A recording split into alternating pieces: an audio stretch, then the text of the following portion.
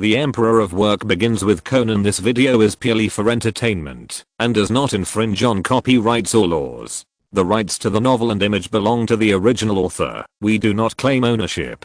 Don't like waiting and want to listen to this fanfic in full now?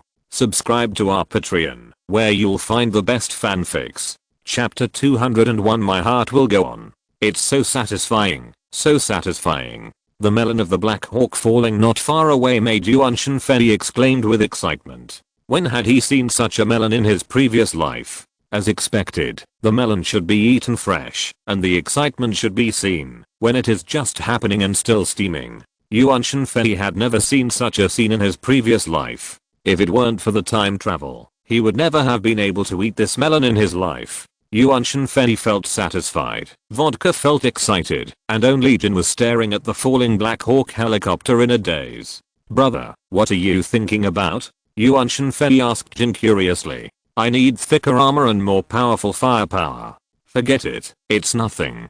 Jin shook his head and turned his eyes to the Queen's Elizabeth again after realizing that he had spoken out of turn. Although Jin didn't make it clear what he was thinking, Yuan Shenfei, who had opened the eye of the sky, knew it. Thicker armor, more powerful firepower, and the ability to fly in the sky. Jin was talking about the Apache attack helicopter that would be used to strafe the East Capitol Tower in the future. So brother Jin also suffers from a fear of insufficient firepower. What kind of anti-Japanese chivalrous thinking is this? Speaking of Apache, Toyama Tobi suddenly thought of one thing. If he had the honor of sitting next to Jin in the theater version in the future, he would definitely remind brother Jin, your Apache also has airborne rockets, so don't just play with machine guns. Just when Toyama Tobi felt that Jin was a bit conservative, the agents on the ship had learned that their support had been shot down by a single-person air defense missile. The situation in the banquet hall was in a stalemate for a while. Because it was unclear how many single-person air defense missiles Snake brought, the self-defense forces did not dare to continue to send additional support. After all, Snake had robbed an arsenal not long ago, and who knows how many single-person air defense missiles they have now. But it is not realistic to directly wipe out the Queen Celestia from the sea. The Queen Celestia is the property of the Suzuki Group, and more importantly, this cruise ship carries countless Suzuki family partners and well-connected groups. If these people were buried with Snake, the whole of Tokyo, or even the whole of Japan, would be in chaos in less than 2 hours. What exactly are you, the Japanese government, planning to do? Are you planning to catch all of us capitalists who deserve to be hanged on street lamps and hang us all on street lamps? Capital is the final word in capitalist countries, and it just so happens that most of the people on the Queen Ciceraba are capitalists. It is no longer realistic to rely on external forces to break the deadlock, so they need to find a way from within. It just so happens that Toru Amuro has the key prop to break the deadlock in his hand. In the corner of the banquet hall, Toru Amuro took out the detonator from his bosom with a complicated look. What he originally thought was a hot potato has now become the key prop to break the deadlock. It has to be said that things are unpredictable. Toru Amuro did not hesitate and directly pressed the detonator in his hand, accompanied by a series of explosions and the obvious shaking of the cruise ship. The Queen Ciceraba, owned by the Suzuki Shipping Group, began to sink slowly. The explosion of the Queen Ciceraba brought the originally hot scene in the banquet hall to a standstill. The agents and assassins who were originally shooting passionately all stopped pulling the trigger tacitly. The leader of all the agents and assassins had only one thought in his mind at this moment. Damn, the other side has no martial ethics. They actually installed bombs on the ship. How could Snake not know that he was, because of his code name, taking the blame for others? This group of agile and accurate shooters were definitely going to catch Snake. Feeling the ship slowly tilting, Snake forced all his men to stay calm and not fire the first shot. Now everyone can't tell each other's identity, but if you fire the first shot at this time, not only will you be attacked by everyone, you will even take the blame for blowing up the cruise ship on yourself. Snake now suddenly empathizes with the local gangs in Tokyo, who understands the family. The feeling of taking the blame for others is really fucked up. Silently, all the agents and assassins reached a consensus without any prior agreement. That is, although they almost beat the dog's brain out just now, the ship is about to sink. so everyone should stop firing temporarily and run for their lives. Snake doesn't want to fight anymore. His original mission has been completed. Kato Kid has been beaten into a sieve and will definitely not survive. Since the mission has been completed, there is really no need to lose his men because of taking the blame. As for the agents who came for Snake, they don't want to risk their lives to confront Snake's people under such circumstances.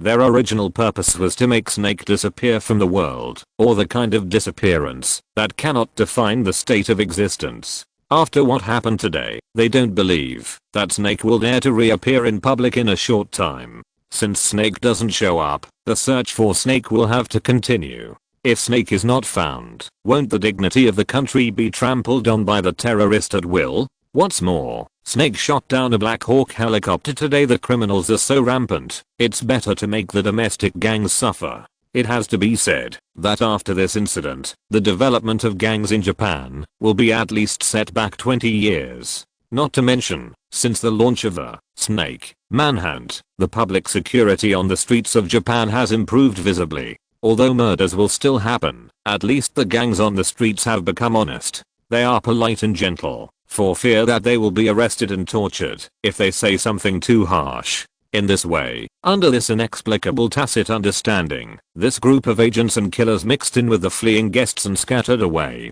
Finally, they met one by one on the lifeboat. What's interesting is that, because these waiters had passionately shot each other in front of many guests not long ago, there were even frequent incidents of accidental injuries, so the guests on the ship would rather squeeze together than stand on the same ship with those evil stars.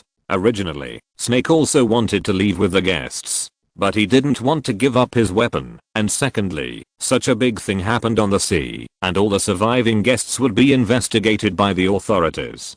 Snake's identity could not withstand detailed investigation, so he had to reluctantly give up the original evacuation plan and get on the same lifeboat with his men. As the Queen Celestia gradually sank, almost all the people who were still alive and breathing on the cruise ship were transferred to lifeboats. Yuan Shanfui, floating in the distance of the Queen Celestia, was even more intoxicated, nodding his head along with Celine Dion singing. A moment later, Vodka walked into the cabin. Brother, the Queen Celestia has sunk, and almost everyone on the ship has been transferred to the lifeboat.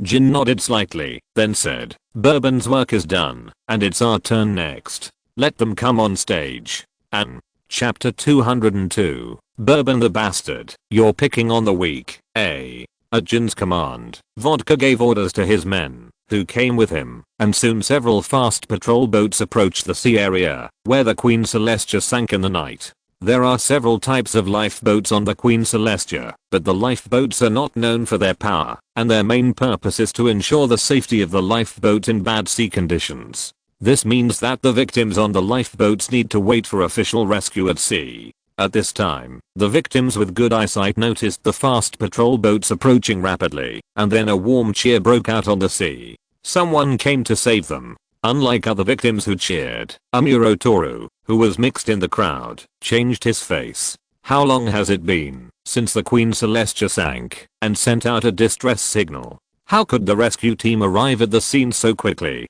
You must know that in order to ensure that he would not be suspected after detonating the bomb, Amuro Toru did not consult with the official when installing the bomb. So it is impossible that the Japanese official could send people to the sea area where the incident occurred in such a short time. As the patrol boats approached, the victims on the lifeboats gradually calmed down under the bright moonlight. As the fast patrol boats approached, the victims could gradually see the full picture of the three fast patrol boats. The appearance of these fast patrol boats was very different from the rescue boats imagined by the victims. Rather than rescue boats, it would be more accurate to say that they were armed patrol boats. There was a machine gun on the bow of the patrol boat, and the people inside the patrol boats were fully armed. Rather than saying that they were members of the rescue team, it would be more accurate to say that they were a group of well-trained pirates. Almost everyone realized that their cheers just now seemed a little too early. When did pirates with such excellent equipment appear in this sea area? Exclamation mark.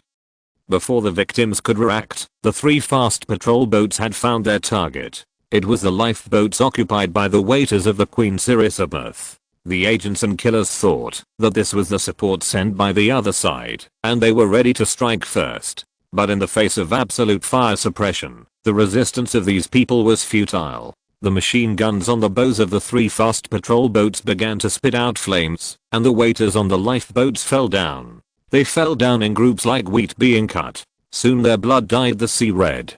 Some of the agents and killers who were aroused jumped directly into the sea after the 3 fast patrol boats identified their targets. Snake wanted to jump into the sea, but for safety, he let many of his men surround him in the center of the lifeboat. This resulted in him being unable to escape in time, and he died on the spot in the first wave of attacks by the patrol boats. Before his death, Snake finally acted like a smart man. How could he not understand that he was being used as a substitute by his Japanese counterparts to take the blame? Damn, I became a substitute? Exclamation mark. Unfortunately, Snake's awakening was a little late. The bullets fired from the machine gun the next second after he awakened sent him and his men to the west. Under the horrified gaze of many victims, 3 fast patrol boats killed a group of waiters and sailed away. Only a group of upper class who were still in shock were left, and some of them even had their lower bodies wet by the calm waves on the sea. After receiving the news that the mission was completed, Vodka controlled the yacht to return, and the 3 returned to a secret base of the organization together. Snake's death marked the end of the Oriental Arsenal incident for the organization. As for whether Tokyo will be in chaos, and to what extent due to the attack and gunfight tonight, it has nothing to do with the organization. For the Black Organization, only the more chaotic Tokyo is, the better they will develop. Fishing in troubled waters. Now Tokyo is a pool of muddy water with no bottom. Toyama Tobi waited from early morning to noon in the organization's secret base, and finally received an email from Bourbon. After sending the address of the base to Amuro Toru, it didn't take long for Amuro Toru to come to the outside of the room led by an external member. Come in. Hearing the knock on the door, Toyama Tobi ordered the person outside, and soon Amuro Toru walked into the room angrily. Before Amuro Toru could get angry with Toyama Tobi, he noticed that Toyama Tobi was not the only one in the room, but also Gin and Vodka. The moment he saw Gin, Amuro Toru immediately understood who was behind the organization's brutal attack in the early morning. Amuro Toru, who had already classified Toyama Tobi as a major threat, silently put the blame on Gin. This is the benefit of being famous. This arrogant and unscrupulous style of behavior has always been Jin's hallmark. Amuro Toru said that, even if Toyama Tobi was trained by Gin, his style of behavior would not be so similar to Gin. After all this time, everything was caused by Gin. Brother Gin has always believed that actions are more powerful than words, so people like him are disdainful of explanations. If Gin didn't explain, Amuro Toru would naturally not know that all the actions of the organization today were designed by Toyama Tobi himself. Gin and Vodka are just tools to issue orders. Toru Amuro stared at Gin and Vodka for a long time. At this time, he could understand Toyama Tobi's difficulties. As an ordinary member, no matter how good his background is, or how much he is appreciated by Rum, the gap in rank and status is still an insurmountable gap. Maybe Toyama Tobi can suppress Toru Amuro because of Rum's order in this mission, but after the mission, if Toru Amuro is determined to make trouble for Toyama Tobi, it will also make Toyama Tobi very troubled. The hierarchy of the organization is here, and Rum can't protect Toyama Tobi under his wings for a lifetime. So while Toru Amuro is doing the task, Gin is introduced into the game as a variable, so that Gin can attract Bourbon's hatred. Even Toru Amuro himself has to say that this move is beautiful. More importantly, the appearance of Gin and the style of tonight's mission made Amuro understand that Gin has become suspicious of him. Now Toyama Tobi is no longer important. He has to get past Gin first. Toru Amuro walked slowly towards Gin and Vodka. When he got in front of them, Toru Amuro punched Vodka in the face. The punch was so strong that Vodka's sunglasses flew off. Bourbon, you're crazy. You and Gin are crazy. Are you planning to kill me at sea? Toru Amuro showed no weakness. He couldn't show weakness at this time. The organization always speaks with fists. There has never been any talk of compromise. If he didn't retaliate after suffering a big loss, not to mention Gin, even those peripheral members would suspect that Bourbon had something to hide. After seeing Toru Amuro there is a perpetrator for every grievance and find gin and vodka, Toyama Tobi signaled to Jin and quietly left the room. Subordinates must have such self-awareness. How can an excellent worker watch the embarrassment of his superiors on the spot? What's more, this embarrassment was a big black pot that he threw over. If you're listening to this novel on a channel other than Fanfic World, it means they downloaded and uploaded it without effort. We cordially invite you to visit our channel, Mundo Fanfic Novelos. There you'll find the original version of this story and you can explore many other novels of various genres. We're waiting for you to immerse yourself in a world of incredible novels. Chapter 203. He has to thank us. The dissatisfaction and even accountability from Toru Amuro may be a burden to Toyama Tobi, who is ready to play both sides. But for Jin, who has many debts, it is a piece of cake. It's just that you almost died because you were not notified during the mission. What's the big deal? You didn't die. Besides, didn't Boben punch vodka? Forget it. Let's call it a draw. Cold-faced Jin naturally couldn't say such muddy words in person, but the general meaning is this. Toyama Tobi also considered that only Jin and the entire organization could handle such things so neatly, so he pulled Brother Jin to be a shield for himself. It should be said that Brother Jin is such a kind person. This makes Toyama Tobi a little embarrassed to cheat Brother Jin in the future.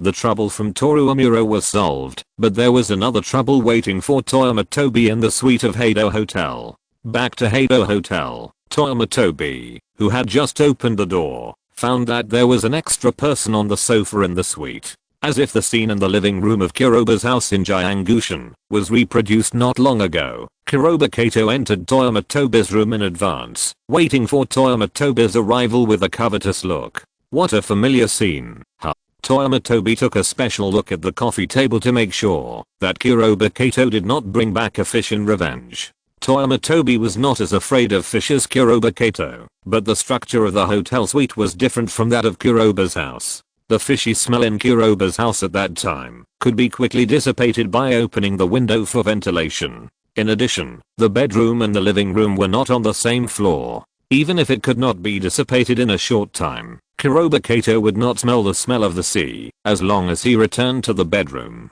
But the suite was different. If he really brought a fish in, Toyama Tobi would definitely not be able to sleep in the room tonight. Although Toyama Tobi loved to eat fish, it did not mean that he liked to smell the fishy smell. He was not a cat that liked to smell fish. How could Kuroba Kato have the heart to talk nonsense with Toyama Tobi now? The tragic death of the magician Sanada Richizo, Kato Kid in the banquet hall, who was invited by the Suzuki family to entertain the audience, really shocked Kuroba Kato. Since leaving the Queen Sasareb, Kuroba Kato has been thinking whether he can escape if he replaces Sanada Richizo. The answer is no. No matter how many times he, Kato Kid, has played tricks on the detectives of the Metropolitan Police Department, it was all based on the situation that the police did not use guns.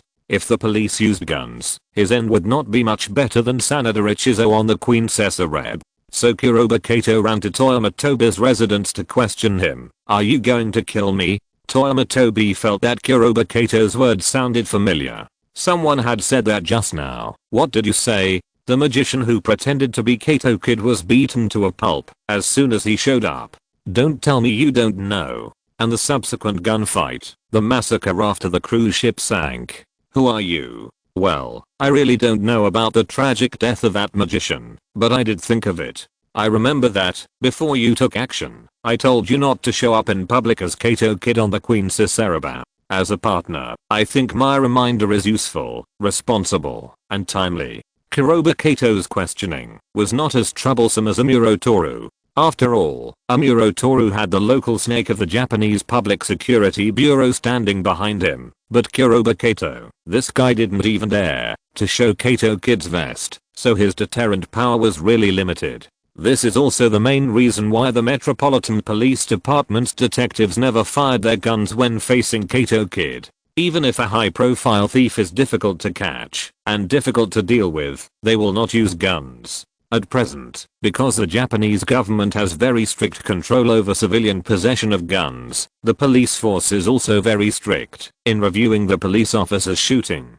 To put it bluntly, a thief like Kato Kid really doesn't need them to use guns. After all, if you have to shoot a thief today, are you going to shoot suspicious passers-by tomorrow? After all, the Japanese police force is not as unrestrained as the American police in the use of guns. It can only be said that the two countries have different national conditions. And Toyama Tobi did remind Kuroba Kato of this matter solemnly before he took action. Seeing that Kuroba Kato did not refute him, Toyama Tobi was very relieved. Whether before or after crossing, Toyama Tobi likes people who can reason. It's just that before crossing, if Toyama Tobi met unreasonable people, he could only convince himself not to argue with idiots. But after crossing, Toyama Tobi always believed that those idiots who can't reason should not live in this world.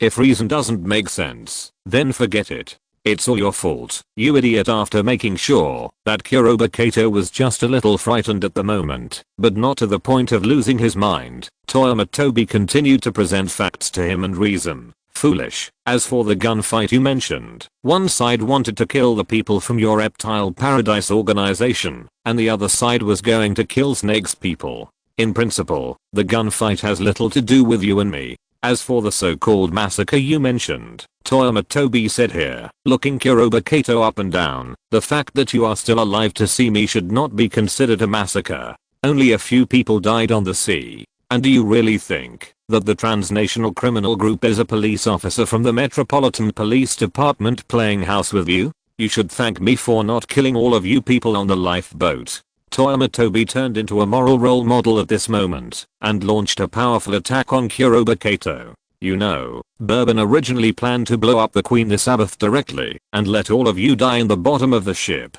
It was me who asked people to reduce his supply of bombs so that you had time to escape. Gin originally planned to catch all of you witnesses in one fell swoop, and it was also me who asked him to only target the waiters who disguised themselves and sneaked in. Anyway, Kuroba Kato had no way to confront Gin and Bourbon, so naturally, what Toyama Tobi said was what he meant. With the blessing of the good guy's characteristics, what Toyama Tobi said at this moment actually sounded like the truth. Toyama Tobi's retort made Kuroba Kato speechless. He had come here angrily with the attitude of accusing others of something, but now he actually felt a little ashamed. What the hell? It seems that he didn't do anything wrong! Exclamation mark. After making Kuroba Kato lose his moral high ground, Toyama Tobi said to him earnestly, Kuroba, you have to know that Pet Paradise is a criminal group that is as famous as our organization, which means that they can do everything we can do. If you are afraid of the organization's methods now, then I advise you not to wear the vest of Kato Kid anymore, and just be a high school student with magician talent in the future. Chapter 204 Codename, Spiritus Get. Young men in high school are full of vigor, enthusiasm, fearlessness of difficulties, and will not turn back until they hit the wall. This also means that the proposal from Toyama Tobi has become a spur and challenge for Kuroba Kato. In order to find out the mystery of his father's life and death and his father's disappearance, the Pet Paradise organization is a hurdle that cannot be bypassed. Kuroba Kato admitted that the actions of the black organization this time did scare him a little, but he will perform better next time. So after an in-depth and sincere conversation, Kuroba Kato felt from the bottom of his heart that Toyama Tobi, who was in the black organization, was just a miserable person who had no choice. Brother Toyama is really a good person, thank you. After watching Kuroba Kato leave through the window, Toyama Tobi remembered the classic line of Uncle Ben's-han. He has to thank us. It's really worthy of being Kato Kid. This window flip is really smooth. Toyama Tobi closed the window and threw the phone on the head of the bed. The whole person lay on the bed in a big letter shape and was completely relieved. The Oriental Arsenal incident has come to an end, and he has once again confirmed to Rum and Gin that he is definitely not an undercover agent, but a dangerous person with antisocial personality disorder who is very good at making big things happen. Such a person is an object that needs to be vigilant by others, no matter where he is. He is simply a time bomb, but only in the organization. The organization is not afraid of you being antisocial, and is even afraid that you are not antisocial. You are mentally normal and not antisocial. Are you an undercover sent by the intelligence agency? In addition, Toyama Tobi completed the task neatly and efficiently, and the Kada establishment was vacated because of Tequila's death. Isn't this establishment a carrot pit given to Toyama Tobi by God? Just when Toyama Tobi wondered whether his code name should be put on the agenda by the organization, Rum, who was far away in the base, had communicated with his mysterious boss about Toyama Tobi's situation. Are you sure that Toyama Tobi can handle Tequila's share of the mission, Rum? Of course, boss, I'm sure. Rum then give him the code name Spiritus. Okay, boss. Rum in the base shut down the software used to communicate with Karasu Marine. All code names in the organization need the personal approval of that adult. Similarly, the life and death of code-named cadres can only be decided by the boss himself. Of course, there are definitely some exceptions, such as the organization's cadres are undercover and have been hammered. In this case, there is no need for the boss to order, and both Rum and Gin have the right to execute the undercover in the organization. There are also some unspeakable accidents that lead to the accidental death of the organization's cadres, and this kind of thing cannot be controlled. But if some cadres make a big mess when doing a mission, the boss will decide their life and death at this time. Whether to mobilize the organization's resources to suppress the mess, or directly declare the death of this member to achieve the ultimate goal of cutting off the clues, all depends on Karasu Marine's words. In the conversation between Rum and Karasuma and I did not mention the loyalty of Toyama Tobi. Karasuma and I only asked Rum whether Toyama Tobi could take on Tequila's share of tasks. In other words, he asked whether Toyama Tobi's ability was qualified to become a cadre of the organization. Rum's answer at the time was decisive affirmation, which did not mean that Rum was really prepared to let Toyama Tobi perform routine tasks within the organization. Rum seemed to have a deep understanding of Toyama Tobi's style of doing things during this period. In addition to the task of going to the Metropolitan Police Department to establish good relations, he was asked to clean up the organization's base, and he blew up half of the building. He was asked to kill Snake, and he blew up a cruise ship, and killed a group of carefully trained agents. He even planned it himself, when he was free, and carried out a wave of East Asia arsenal robberies, which still affected the entire Tokyo underground world. Such a series of brilliant resumes really did not dare to let Rum easily give him some tasks. Rum did not know what Tokyo would become in the end, if Toyama Tobi was allowed to work at full capacity.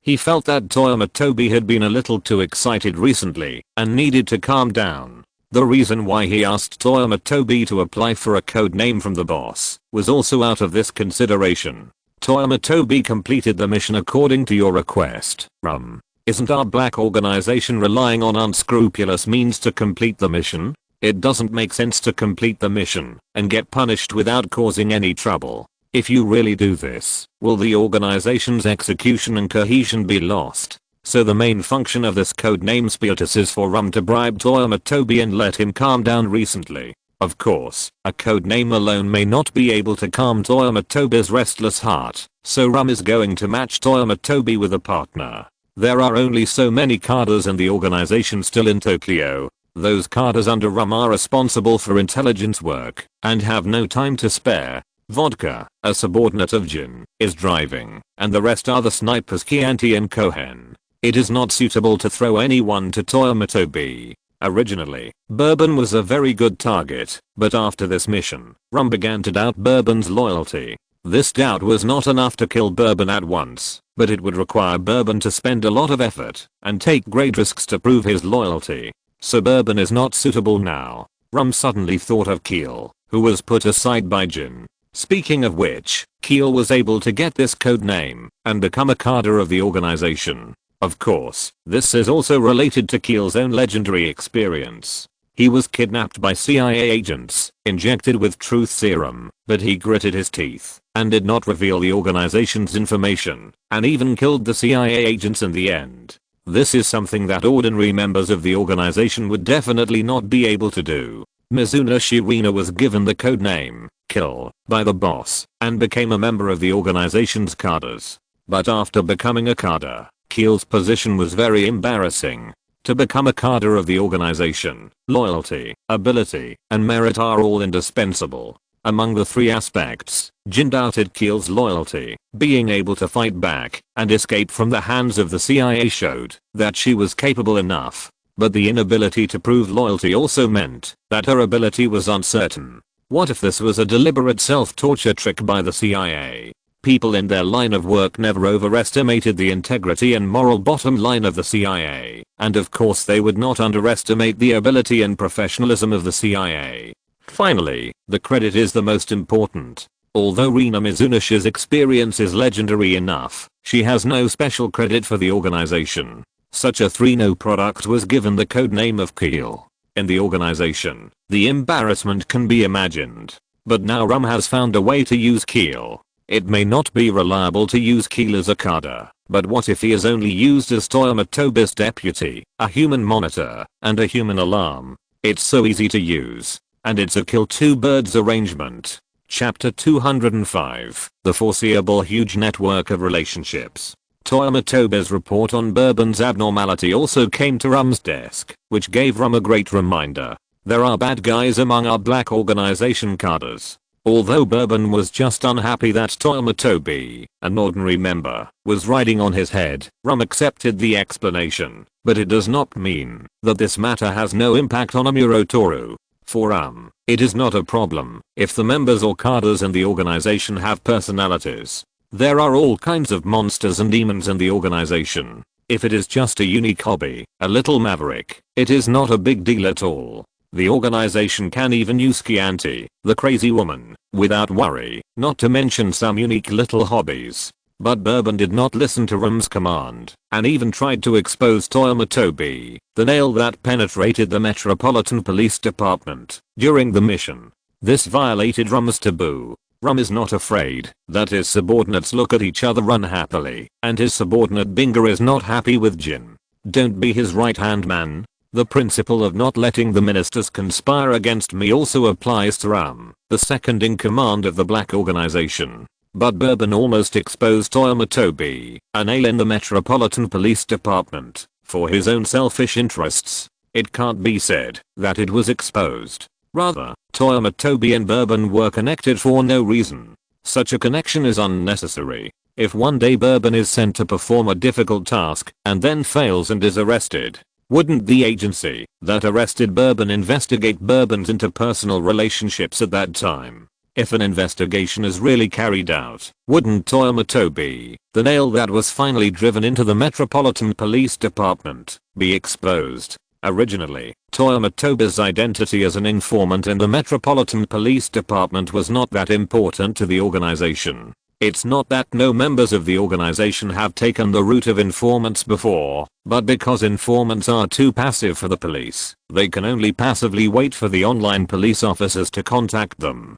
And every time the police contacted, they hoped that the informants could provide them with valuable information. For the organization, this type of nail will only lose resources, but there is no useful information to give back to the organization. Over time, the organization will let these members go. But Toyama Tobi is different. A simple informant route made him play a variety of tricks. With strong social skills, Toyama Tobi not only became a registered informant of the Metropolitan Police Department, but also made friends with the middle-level officers of the Metropolitan Police Department. The entire Metropolitan Police Department's investigation division, from management officers to frontline police officers, is full of Toyama Tobi's good brothers. Toyama Tobi's current influence does not seem to reach the top of the Metropolitan Police Department, but what about the future? The current top leaders will one day step down, and the middle level, and grassroots people below will have to move up.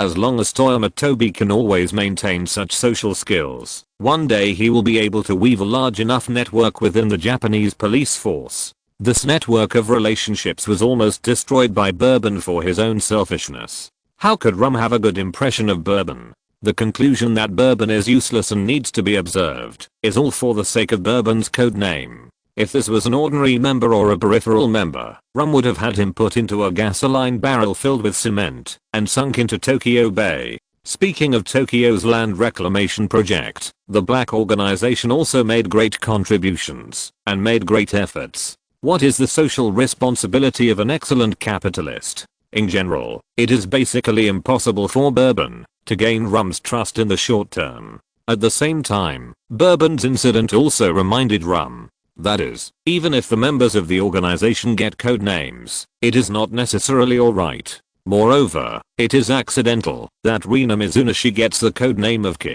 Rum and Jin are unwilling to directly use Ki as a Kada. At this time, an organizational Kada quality inspector is needed to see if Ki can be used. So this task fell on Toyama Tobi. The partnership between Toyama Tobi and Ki can not only allow Ki to keep an eye on Toyama Tobi so that he doesn't mess around. It can also allow Toyama Tobi to inspect Ki, the lucky guy, to see if she has any problems and whether she is capable enough. If Ki has no problems and is capable enough, given the shortage of Kadas in Tokyo, I think there will be a batch of tasks that need to be handed over to Ki, and Ki will also be gradually exposed to some of the organization's core industries and tasks. If Ki has no problems but is not capable, then Ki will be worshipped as a mascot. With the efficiency of Brother Jin in making money by going on missions, it is not difficult to support a freeloader like Keel. But if Keel's identity is problematic, then there is no need to bother two masters, just let Toyama Tobi deal with her. This is another very convincing pledge of allegiance for Toyama Tobi. The reason why Toyama Tobi was asked to hand in this pledge of allegiance is not that Rum or Jin did not trust Toyama Tobi. It is that within the organization, the pledge of allegiance behavior of dealing with undercovers is continuous. On the one hand, such behavior indirectly cuts off the retreat of Kadas, and on the other hand, it is also a manifestation of the organization's greater trust in members. Why is Jin so trusted by Karasuma and I? It's because he is good at killing undercovers, enjoys killing undercovers, and even regards killing undercovers as a career.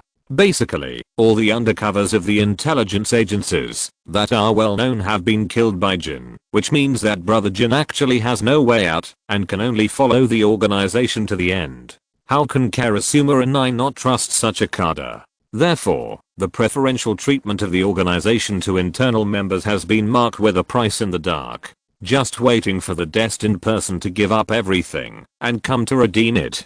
So, the next morning, when Yuan Shenfei woke up and opened his phone to see the email from Rum, he was shocked to find that he actually had his own code name and even a beautiful partner. Spiritus. Spiritus is a distilled vodka originally produced in Poland, with an alcohol content of up to 96%. It is the highest and strongest alcohol in the world. Westerners call it water of life. Ever since he knew that he had traveled to the world of Detective Conan and even successfully joined the Black Organization, Toyama Tobi has done some homework on various foreign liquors. In his previous life, the water of life was famous, so Toyama Tobi naturally had some understanding of it, but he didn't expect that his code name would be this. Spiritus.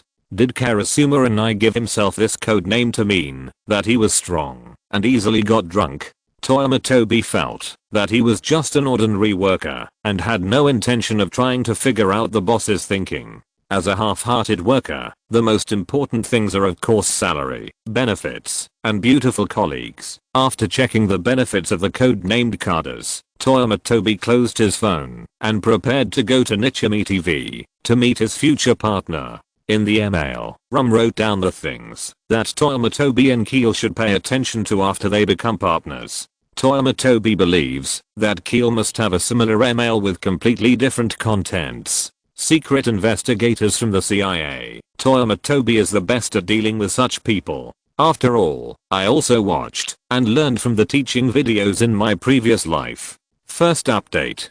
Chapter 206. Miss Agent, you don't want your undercover mission to fail, do you? Tokyo Nichimi TV News Department. Before the busy day had even begun, Rina Mizunashi stared blankly at the two emails she received on her phone one after the other. Because of her mistake, her father chose to commit suicide to protect her, and Rina Mizunashi was subjected to a long period of investigation by the organization. This included but was not limited to fatigue interrogation, torture, blood tests and other investigation methods. Fortunately, Ethan Hondow, Rina Mizunashi's father, had expected this and injected her with a portion of truth serum before he died.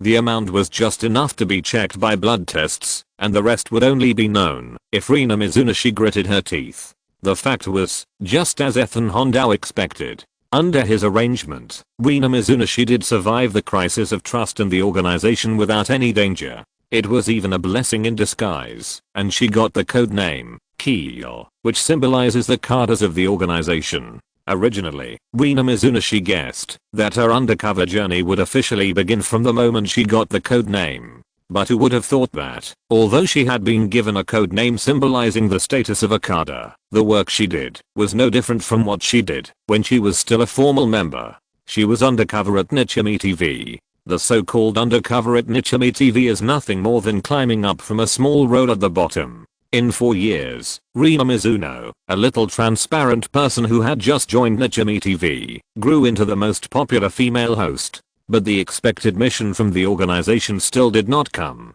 She understood that this was a manifestation of the organization's distrust of her. After all, she was just an ordinary member before, and was promoted to a cadre because of her own experience, but she had not experienced the path of those cadres who were promoted step by step. The organization was not at ease to give her the tasks that belonged to cadres, but asking her to go back and do the tasks that formal members should do would lower the style of the organization's cadres. Rina Mizuno can only waiting for a task that can demonstrate her ability and even loyalty to the organization. Originally, Rina Mizuno, who received an email from Rum today, really thought that such a mission had arrived. After a closer look, the task was written in a high-sounding manner, but she could still see the true content of the email from the words. The organization has decided that you will be a nanny for Spiritus. Mizuno Rina didn't know who this Spiritus was. As far as this task, which symbolized the official start of her undercover career, was concerned, Mizuno Rina was quite unhappy.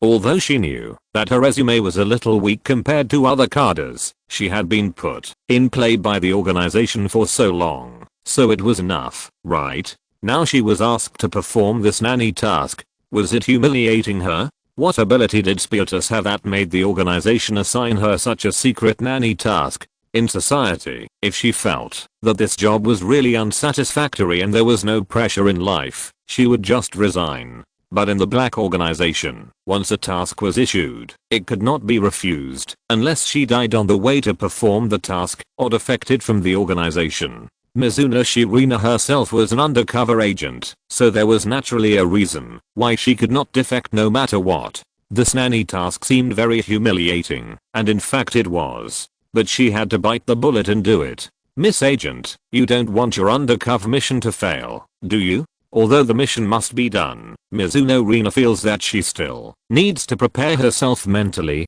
Originally, she planned to meet with her partner after a while, but she didn't expect that she would receive a meeting invitation from Spiritus just after reading Rum's email. Although it was an email inviting a meeting, the tone of the email left no room for Mizuno Rina to refuse. After seeing this email from Spiritus, Mizuno Rina judged Toyama Tobi in her heart. This is a very strong person.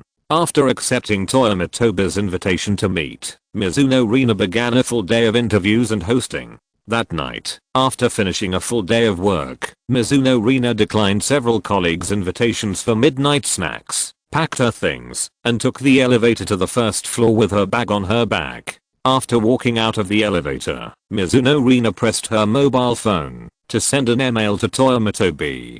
I'm off work, where are you?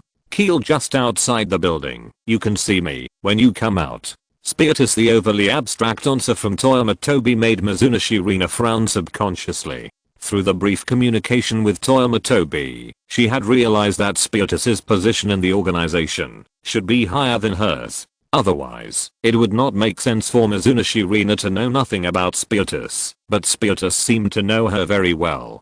Toyama Tobi didn't even ask her where she worked in the email. This means that, even though the two have not met yet, Spiritus already has quite sufficient information about her. According to Toyama Tobi, Mizuno Rina tightened the backpack on her shoulders and walked quickly out of the building. As soon as he walked out of the building, he saw a young man standing next to an Aston Martin classic car with a bouquet of flowers in his hand. Mizuno Rina's expression kept changing, frowning, and finally expressionless. After casting an inquiring look at the young man, he received a look of approval from him. Rina Mizuno walked towards the young man, and Toyama Tobi took a few steps to meet her. After handing the bouquet to Rina Mizuno, the two of them had a not so enthusiastic hug. What are you doing?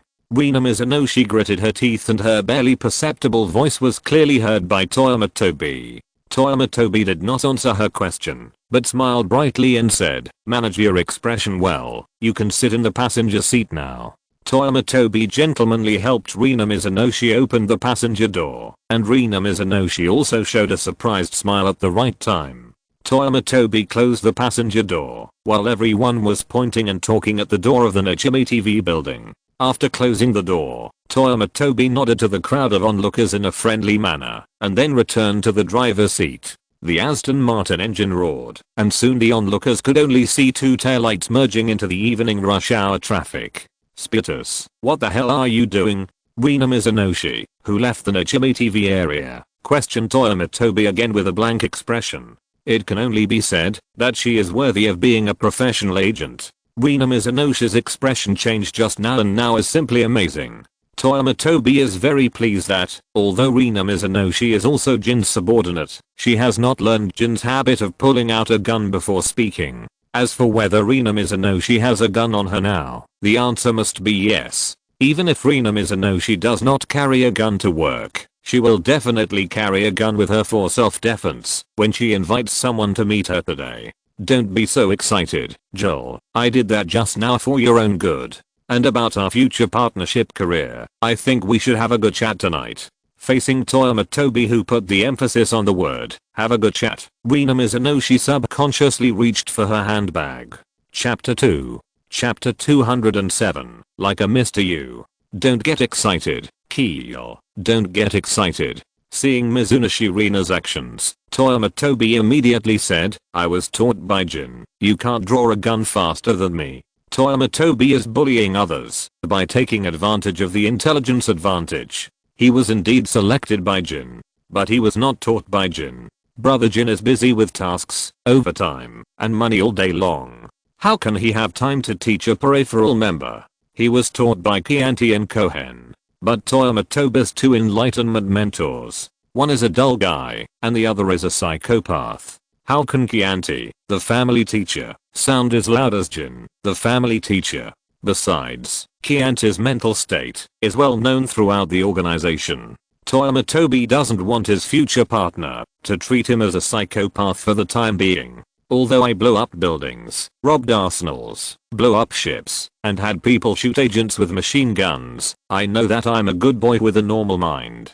Realizing that he had almost made Mizuno Rina angry, Toyama Tobi changed the subject and talked about business. Seriously, judging from the past of the organization's pairing of cadres, we will probably be partners for a long time. The main reason I'm so high profile today is to facilitate your actions in the future. Toyama Tobi had an expression that said, "I think in the future, if there is an emergency mission that requires us to go out together, you can use me as an excuse." At that time, even if your colleagues or your fans occasionally see us together, today's scene can be regarded as an explanation for our relationship. Otherwise, there will always be some conspiracy theorists with ulterior motives who will speculate in some unnecessary directions, right? I don't know whether Toyama Tobi's sincere attitude touched Mizuno Rina, or because a pistol he had already held in his hand and placed on his leg proved that Toyama Tobi's words were true. Anyway, Mizuno Rina didn't continue to pull out the gun.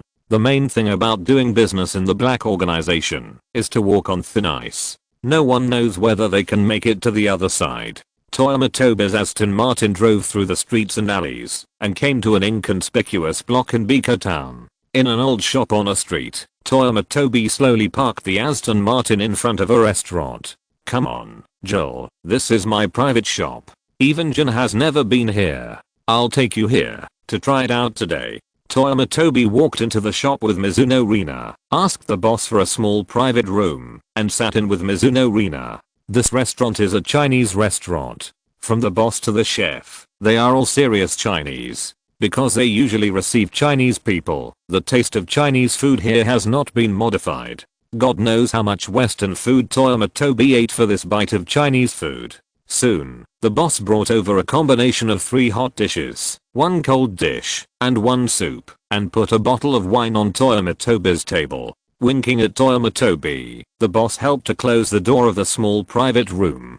Toyama Tobi unscrewed the bottle cap of the liquor without hesitation, raised the bottle, and gestured to Mizuno Rina. After receiving a negative answer, Toyama Tobi poured himself a glass, then took out a cigarette box and gestured again. Mizuno Rina was speechless looking at Toyama Tobi's operation of smoking and drinking. No, you spiritus really smoke and drink in private? After a mouthful of 53° sauce flavored liquor, Toyama Tobi picked up the chopsticks and took 2 big mouthfuls. After swallowing the food in his mouth, Toyama Tobi picked up the cigarette and took a big puff. After a long puff of smoke was exhaled, Toyama Tobi held the cigarette and the wine glass in his mouth and said to Mizuno Rina, like you can, in addition to telling you that I'm your partner in the ML, Rum must have arranged other tasks for you, right? Mizuno Rina just saw Toyama Tobi's posture and thought that they had to wait before they could start communicating. As a result, just as she picked up the chopsticks and started to enjoy the authentic Chinese meal, she was suddenly attacked by Toyama Tobi. The jaw that was chewing food suddenly paused and subconsciously raised his eyes to look at Toyama Tobi. In the second-hand smoke, Toyama Tobi said to Mizuno Rina with a faint smile, "Don't be so surprised. Not only you have another job, I have one too." Before she figured out Toyama Tobi's purpose, Mizuno Rina remained silent. Toyama Tobi was not surprised. This was the bad thing about these undercovers. They kept silent at every turn. It was not frank at all to communicate with them. Senior Vodka is still reliable. As for the task that Rum gave me, it can be summarized into 2 points. First, it depends on your loyalty. Although your experience is legendary enough, there is a possibility that you will use the self-torture tactic. After all, you are not a Kada who came up through formal channels, so it is reasonable for the organization to be worried about you. Yuan Shenfei said nonchalantly, and even refilled his cigarette and alcohol while speaking. The second thing is to look at your ability. This is easy to understand, right? If you have the ability, you will do more tasks in the future and be a more hard-working cow and horse. If you don't have the ability, you can only be a high-paid mascot. But to be honest, being a mascot who only gets money but doesn't work seems to be pretty good. Mizuno Rina thought that Yuan Shenfei was mocking her, but Yuan Shenfei's expression, demeanor, and eyes when he said this all told her that Yuan Shenfei's words did not contain any mockery. They was full of envy. What a ghost. How could someone like Spiritus have a higher status than himself? Is the organization's way of selecting Kadas a little too unique? Exclamation mark. Rina Mizuno saw that Toyama Tobi was completely open and honest, so she asked the question she was most curious about at the moment. This mission. It should be a secret mission assigned to you by Rum, right? You just say it like this. Is it really okay? If I really have a problem, wouldn't I have to be alert to you now? It seems that many true words are hidden in inconspicuous jokes. Rina Mizuno thought that Toyama Tobi would never think that this was her true words. After taking the last puff of the cigarette and extinguishing the cigarette butt in the ashtray, Toyama Tobi leaned back in the chair. What you said, Keel, let me ask you, have you ever carried out the task of cleaning up undercover agents after becoming a Kada?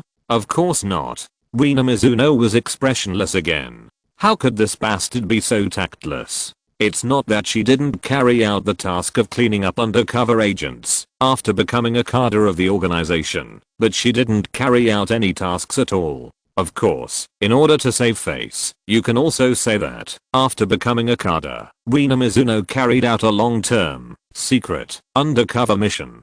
Toyama Tobi pretended not to notice Mizuno Rina's change of expression and instead said with approval, "Yes, I have never carried out a mission to clean up undercover agents. Finding and cleaning up undercover agents is Jin's mission. Why should I cause trouble for myself?" Chapter 218. Teammate Spiritus invites you to play in the jungle. I'm actually very realistic. I do what I'm paid for. I don't do things that offend people, like finding undercover agents, or cleaning up undercover agents. Toyama Tobi spread his hands and said, whether you have any problems or abilities will naturally be judged by Rum and Gin. I just need to submit the report I saw and everything will be fine. So for everyone's safety, don't make it difficult for me or yourself. Even if you really have any situation, don't mess around in front of me. Okay? Mizuno Rina always felt that Toyama Tobi's words were meant, but when she saw Toyama Tobi's sincere eyes, she felt that she was worrying too much. Of course, as an undercover trained by the CIA, Mizuno Rina naturally wouldn't believe the eyes or expressions of the criminal group members she met for the first time. These can all be faked. But Toyama Tobi's open attitude also made Mizuno Rina happy. If Toyama Tobi said it was true, it would be a good thing for her as an undercover. Mizuno Rina also remembered what Toyama Tobi said, do what you are paid for. The CIA couldn't be more fond of people like Toyama Tobi who have no principles, or have their own unique principles. How did that saying go? What can be done with money for the CIA? The seeds of subversion and winning over spiritus were planted in Mizuno Rina's heart at this moment. As long as Toyama Tobi continues to water it with actions in the future, this seed will slowly take root and sprout. Since Toyama Tobi is so frank, for the harmony of the future partnership between the two parties, Mizuno Rina naturally wouldn't mind betraying Rum to gain Toyama Tobi's trust. What's more, Mizuno Rina is really unbalanced. How can a lazy guy like Spiritus be trusted by the organization? Isn't this world a little too unfair? Exclamation mark. Rum, look at us carders who want to do our last bit for the organization. Since Toyama Tobi was so frank, Mizuno Rina couldn't hide it, so she told Toyama Tobi everything about her babysitting mission. Then Mizuno Rina found that Toyama Tobi was looking at her with a very strange look. What's that look? Well, although I knew that your situation in the organization was very ordinary, I really didn't expect that you would be reduced to the point of having to perform this kind of babysitting mission. Toyama Tobi was speechless, and she was embarrassed to say the rest of the words. If she continued, Toyama Tobi would be afraid that Mizuno Rina would overturn the table in the middle of the conversation. Who is to blame for this? It's all Toyama Tobi. It's true that Mizuno Rina has been sitting on the bench, but later, because of the shortage of cadres in the organization, she was used in the mission of assassinating Dominya Sutaru. After Dominya Sutaru and Akeshuchi's 2 letters of surrender, although Kill still has some minor flaws. But the organization also really had no one available, and the loss rate of local cadres in Tokyo was too high, so they could only make do with it. But in the current situation, Calvadus had not yet had his legs broken by Shuchiake, and all his equipment taken away. If Tequila died, there would be Toyama Tori to replace him, and even in terms of big scenes, Toyama Tori's talent far exceeded Tequila's ability. In addition, after discovering Bourbon's abnormality, at this time, in the hearts of Rum and Gin, Jill was really only qualified to carry out such a mission. To be honest, if Toyama Tori hadn't been too frank, and directly told Mizuno Rina about Rum's hidden mission, she really didn't want to humiliate herself like this. But Spiritus was so frank, she couldn't hide it, right? That would be pushing away the goodwill that was delivered to the door. Sensing that Mizuno Rina was about to go berserk, Toyama Tobi hurriedly changed the subject. Oh, by the way, why did you get off work so late today? And your colleagues, has anything big happened in Tokyo recently? Toyama Tobi's change of subject was quite abrupt, but even so, Mizuno Rina didn't want to continue the embarrassing topic. As for the big things that happened in Tokyo in the Conan world often has various big things. For example, the massacre at sea not long ago. It's just that due to the special identities of the deceased, and the fact that the victims were all upper class people in Japan, the heat of this incident was suppressed by many forces. Do you know the dragon god? Mizuno Rina asked Toyama Tobi. Ryujin? Toyama Tobi didn't react for a moment. With the Japanese middle school level, the name god is actually very common. It sounds like the name of a ship. Yes, it is indeed the name of a ship.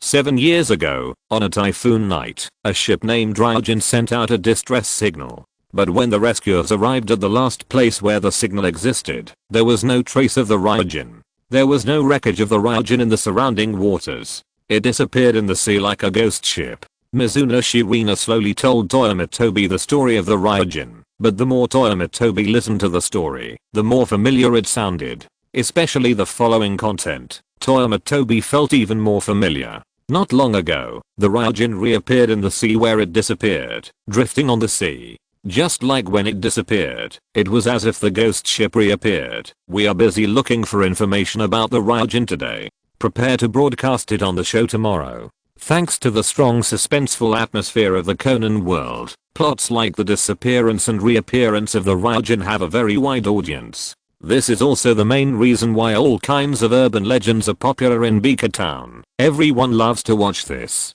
After hearing that the dragon god disappeared and reappeared, Toyama Tobi thought of something and then asked Mizuno Shirina, the dragon god reappeared around a small island? Yes, you heard about it?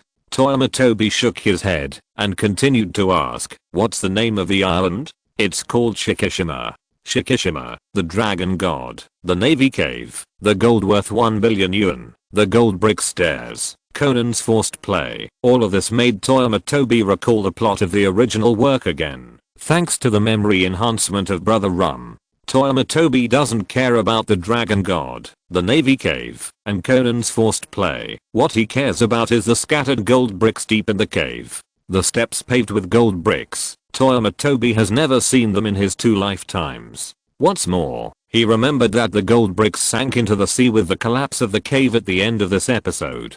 How can this be? The treasures of heaven and earth are obtained by those who are destined to get them. Toyama Tobi feels that these gold bricks are destined to be with him. Why? What did you think of? Seeing that Toyama Tobi was distracted, Rina Mizuno couldn't help but ask curiously. Toyama Tobi raised a sunny smile and invited Rina Mizuno. Miss Mizuno, are you interested in doing a private job together? Ding. Your teammate, Spiritus, invites you to play in the jungle. 4th update.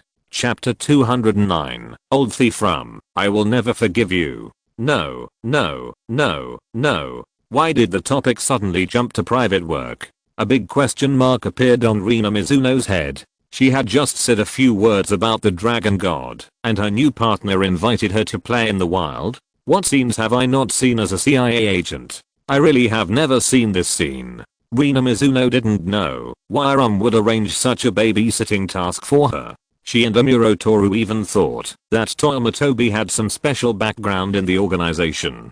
But after hearing Toyama Tobi's proposal that was so jumpy, Rina Mizuno suddenly understood why Rum arranged such a task for her. It turned out that this was not a subtle babysitting task. It turned out that he really regarded himself as a humanoid monitor. How capable is this Spiritus? How capable is Toyama Tobi to be? Rina Mizuno should see it soon. Because of the extra task arranged by Rum, Rina Mizuno could not refuse the invitation from Toyama Tobi. In other words, even if Toyama Tobi did not invite her, Rina Mizuno had to find a way to figure out what this guy was going to do. Now that Toyama Tobi has invited her, it is easier for Mizuno Rina to complete the mission. It can be seen that Toyama Tobi's invitation to her was indeed for her consideration. Since you have considered it for me, why can't you be honest? Exclamation mark.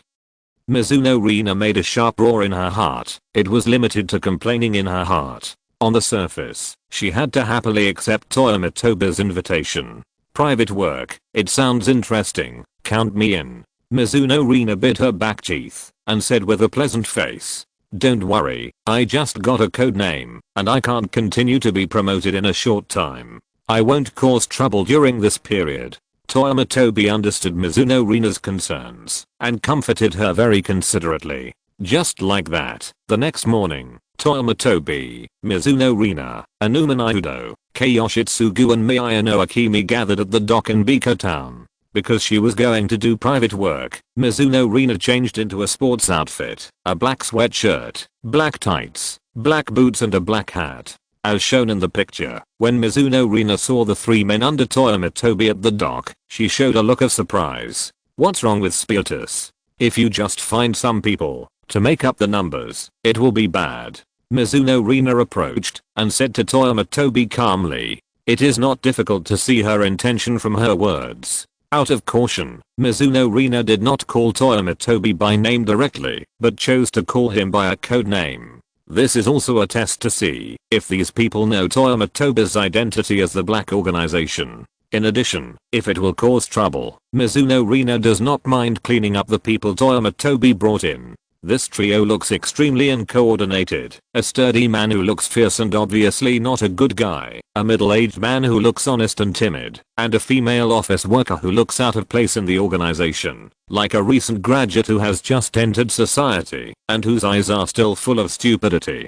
Facing this combination, Mizuno Rina feels that she has too many complaints to make. Without waiting for Toyama Tobi to answer, the honest Kei Yoshitsugu stepped forward and said respectfully to Mizuno Rina, "Master Keel, please rest assured that we are all direct subordinates of Master Spiritus and formal members of the organization. We will never do anything bad." Hearing Kei Yoshitsugu's words, Mizuno Rina blinked again and again. "It's not rum. You really treat them differently so blatantly?" Exclamation mark. "I have been a carder with a code name for several years and I don't have a single direct subordinate, and Spiritus has only been a carder for 2 days. 2 days. Exclamation mark. He has direct subordinates. It is actually very simple to judge the status of a black organization carder with a Y name in the organization. First, look at the quality of his subordinates, and second, look at the number of his subordinates. The quality of the subordinates is needless to say. Gin has several carders with code names, and even the driver has his own code name. Not to mention Rum, who has no shortage of left and right arms. The position of the second in command is even more there. As for the number of subordinates, people like Toyama Tobi who have direct subordinates are one category. There is another category like Conan and Chianti. On the surface, the two have no direct subordinates, but in fact, the two can mobilize more than one formal member to serve them. It's just that the positioning of snipers means that they don't need subordinates to follow them when they go on missions. In addition, Bourbon, who seems to often act alone, often needs some formal members to cooperate with his missions. As for Ina Mizunashi, she can only mobilize some peripheral members who serve as cannon fodder for the organization. As long as she mobilizes people, Rum and Gin will know it at the first time. At this moment, Rina Mizuno was no longer lamenting, "If there is you, why is there Liang?" but was nakedly indignant about the injustice of heaven. The original distrust of the strange-looking trio suddenly turned into scrutiny and vigilance against the trio. The black organization is like a heavy filter. Even a seemingly honest man like Kei Yoshitsugu now looks like a smiling tiger with a sinister smile on his face. As if seeing Rina Mizuno's vigilance, Kei Yoshitsugu hurriedly explained, "In fact, we were all peripheral members of the organization. Thanks to Lord Spiritus's code name, we were promoted to formal members of the organization." Kei Yoshitsugu subconsciously exuded a harmless aura, but this action made Rina Mizuno more vigilant. "Well, Spiritus's men can disguise themselves!" Exclamation mark. Sure enough, this guy and his men are not to be underestimated. Toyama Tobi saw what Mizunashi Rina was thinking and stopped Kei Yoshitsugu from continuing to speak. He nodded at the yacht on the dock. "Okay, stop being polite. Keel is ours now, hurry up and get on board." After that, Toyama Tobi was the first to get on board. Under Toyama Tobi's order, Kei Yoshitsugu immediately shut up, nodded to Mizunashi Rina in a friendly manner, and called the other two companions to get on board together. Mizunashi Rina was surprised at Toyama Tobi's control over his subordinates, but she remained calm on the surface and got on board last. Soon the yacht cut through the sea and headed towards Shikishima. On the way, Kei Yoshitsugu was responsible for driving the yacht, and Anoma Nayudo was responsible for vigilance. Miyano Akimi helped serve tea and water in the cabin as the atmosphere group. Mizuno Rina and Toyama Tobi sat opposite each other. When the boat was halfway through, Mizuno Rina finally asked Toyama Tobi, "So, what is the goal of this private job? I thought you could hold it in all the time."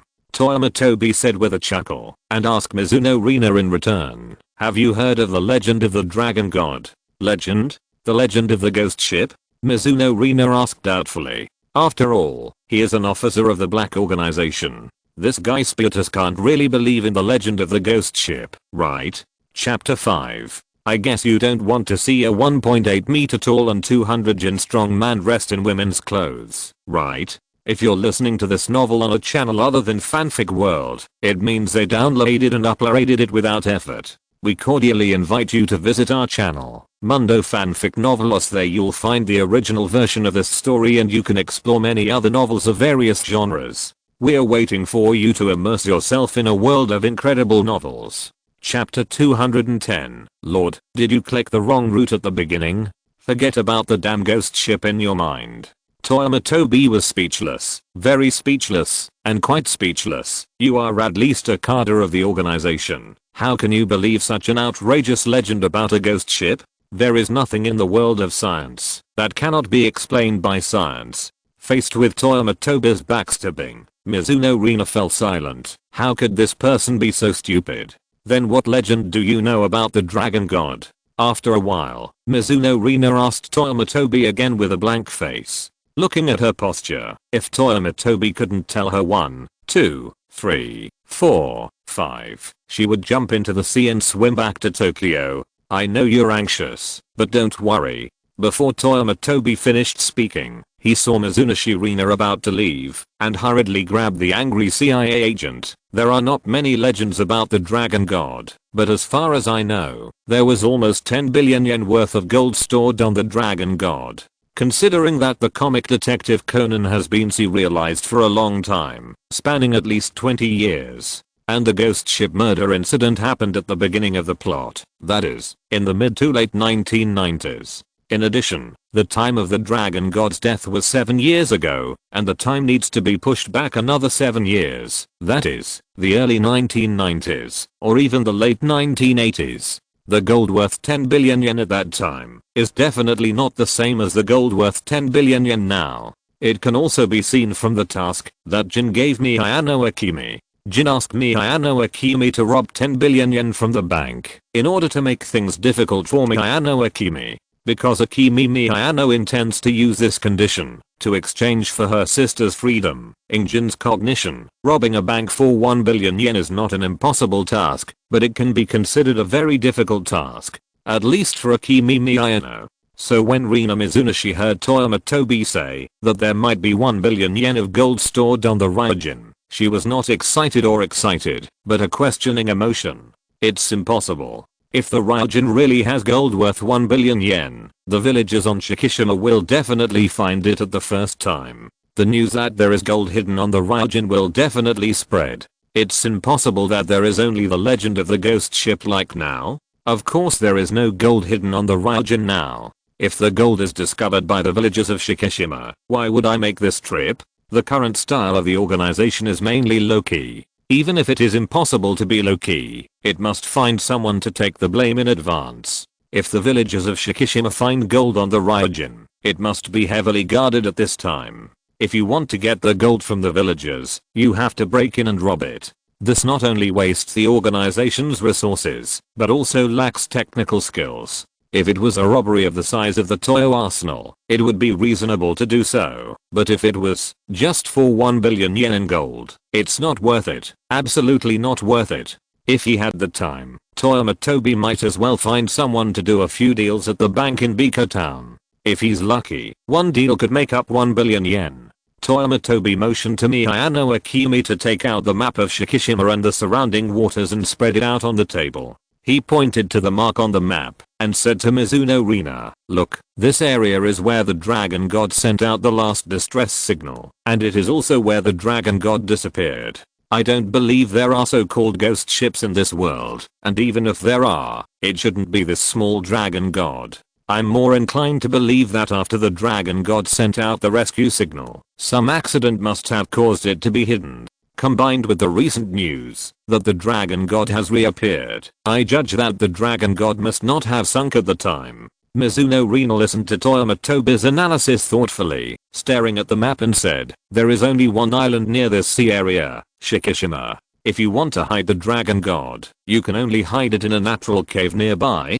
Well said. Let's look at the time when the dragon god was wrecked 7 years ago. It was a typhoon day. Coincidentally, the dragon god reappeared not long ago after another typhoon day. I have reason to suspect that the reason why the dragon god did not reappear was probably because the entrance to the cave collapsed, making it impossible for it to return the same way. Mizuno Rina's eyes gradually became bright. The reason why the Ryujin reappeared is because the entrance to the natural cave that was originally closed was reopened because of the typhoon. In other words, as long as we come to the place where the Ryujin lost contact and look for caves with signs of collapse along the periphery of Shikishima, we can find the place where the Ryujin was originally hidden. And we can also find the gold. Never mind the CIA or the FBI, no one can refuse such a windfall. Yuan Tobi snorted. Yes, that's it. But don't get too excited. The legend of the gold on the dragon god is just what I heard from others. Even if there is gold, it may have been moved away by the people on the ship. Anyway, it's good if there is something to gain from this trip. It doesn't matter if there is nothing to gain. Just treat it as a day off for yourself. Hearing this, Mizuno Rina rolled her eyes beautifully. I know that my psychological quality is not as fragile as you think. It was originally a windfall, so I won't have too high expectations. Lord Spiritus, we have arrived at the sea area you marked. Kamakoto's voice came from the cockpit. Yuan Tobi heard the words and took Mizuno Rina to the deck of the yacht. Not far away is the coastline of Shikishima. In the distance, you can vaguely see many figures who seem to be busy with something on the sea. Drive in the direction of the mountain of Shikishima. Miyano, give me the telescope. Yuan Tobi didn't have the idea of joining in the fun. Since they can find the villagers can probably see them. But it doesn't matter, the fishing boats of the Shikishima villagers can't run faster than their yachts. If there are really people who are blind and want to join in the fun, then Toyama Tobi and Mizuno Rina also know a little bit about American IAI. Miyano Akimi took out 2 telescopes and handed them to Toyama Tobi and Mizuno Rina respectively. Through the conversation between Toyama Tobi and the Kada named Keel, Miyano Akimi also learned about their mission this time. This is a treasure hunting mission. Since becoming Toyama Tobi's direct subordinate, Miyano Akimi always felt that her previous impression of the organization seemed a bit too one-sided. Look at the missions she has been on recently. Once she bravely led the criminal police to break into the lair of a gang of robbers. Once she sneaked into Moon Shadow Island and punished a group of laundry powder vendors by lynching. And this time, she simply became a treasure hunter. Unknowingly, Toyama Tobi also found time to be promoted from a formal member to a cadre of the organization and was given the coda name of Spiritus. Miyano Akimi now recalled that when Akeshuchi was still in the organization, he was so busy that he became like Jin in order to get promoted. Sir, when you were undercover in the organization, did you click the wrong route? Chapter 211 The Boring Life of Moving Bricks. Unfortunately, Toyama Tobi was busy looking for the cave where the dragon god was hiding, and he didn't know what Akimi Miyano was thinking. If he knew what Akimi Miyano was thinking at the moment, he would tell her that Shuchiake was always suspected by Rum and Jin, not because he ordered the wrong route. It was because he found the wrong introducer. After the death of Atsushi Miyano and his wife, the sisters Akimi Miyano and Shiho Miyano did not have much trust in the organization. Atsushi Miyano and his wife were not the direct line of the organization, but talents hired from outside. It's a pity that the organization can't get off the boat. As the first generation of black, Atsushi Miyano and his wife have little trust in the organization, not to mention the second generation of black like Akimi Miyano and her sister. The reason why the organization didn't let Akimi Miyano and her sister fend for themselves was because of Shiho Miyano's talent in biochemistry. To put it nicely, the organization and the Miyano sisters are mutually beneficial, but to put it bluntly, they are using each other. The organization used Shiho Miyano's talent to continue the research of drug A, while the Miyano sisters used Shiho Miyano's talent in exchange for a long-term meal ticket. Under such circumstances, the organization must be vigilant and cautious of the Miyano sisters. When Toyama Tobi joined the black organization, the introducer was a person in charge of the organization's base. Although this person in charge was not good, he was at least loyal to the organization. So after the death of the person in charge, Toyama Tobi was given the opportunity of second choice by Jin. That is, if you fail to pass the formal member assessment, you will die. Let's look back at Shuchiake's introducer Akimi Miyano. The organization was very wary of Akimi Miyano. Shuchiake, who joined the organization through Akimi Miyano's introduction, and had a strong desire to climb up, would naturally be listed as a key target of caution by the organization. Toyama Tobi dared to assert that, even if Shuchiake passed the test of the organization that time, subsequent tests would follow. Even that mission itself was a screening bureau set up by Rum and Gin for Shuchiake. Found it. Toyama Tobi and Mizuno Rina, who were holding binoculars on the deck, said in unison. Then Toyama Tobi shouted to Kei Yoshitsugu, "Kei, the cave at 11 o'clock. Got it, Lord Spiritus." Kei Yoshitsugu responded and immediately headed in that direction. Soon after, the yacht arrived at the natural cave entrance that Toyama Tobi had just observed. When the yacht approached, Toyama Tobi found new traces of collapse at the cave entrance as expected. Not only that, there were also new scratches on the rock walls around the cave entrance. Such traces are undoubtedly very consistent with Toyama Tobi's speculation. The so-called ghost ship legend is because a typhoon not long ago caused the cave entrance that trapped the dragon god to see the light of day again. The dragon god had the opportunity to be discovered by the villagers near Shikishima. The seawater extended all the way into the cave, and Kei Yoshitsugu slowly docked the yacht. After Kei Yoshitsugu completely stopped the boat, Toyama Tobi and Mizuno Rina stepped onto the land of the cave. As soon as she got off the boat, Mizuno Rina subconsciously began to look around. It seems that this is indeed the place where the dragon god was originally hiding. So where is the gold on the ship hidden? Kei Yoshitsugu and Anoma Udo, who got off the boat later, also learned from Miyano Akima's explanation that their trip today was a treasure hunt. Then Anoma Udo became excited. He really did not follow the wrong person. Following Brother Spiritus not only has no risk in daily tasks, but also can get promoted to the next level. Now he can even come to look for gold. Where can you find such a kind and capable brother in the entire organization? This wave is purely led by his boss. Kei Yoshitsugu's ideas are different from Anoma Udo. Kei Yoshitsugu doesn't care about gold. From his previous style of doing things, it can be seen that he pays more attention to safety. If Toyama Tobi is the kind of cadre who takes the most dangerous tasks in the organization all day long, and the loss rate of his subordinates is unbelievably high, then he will be in trouble.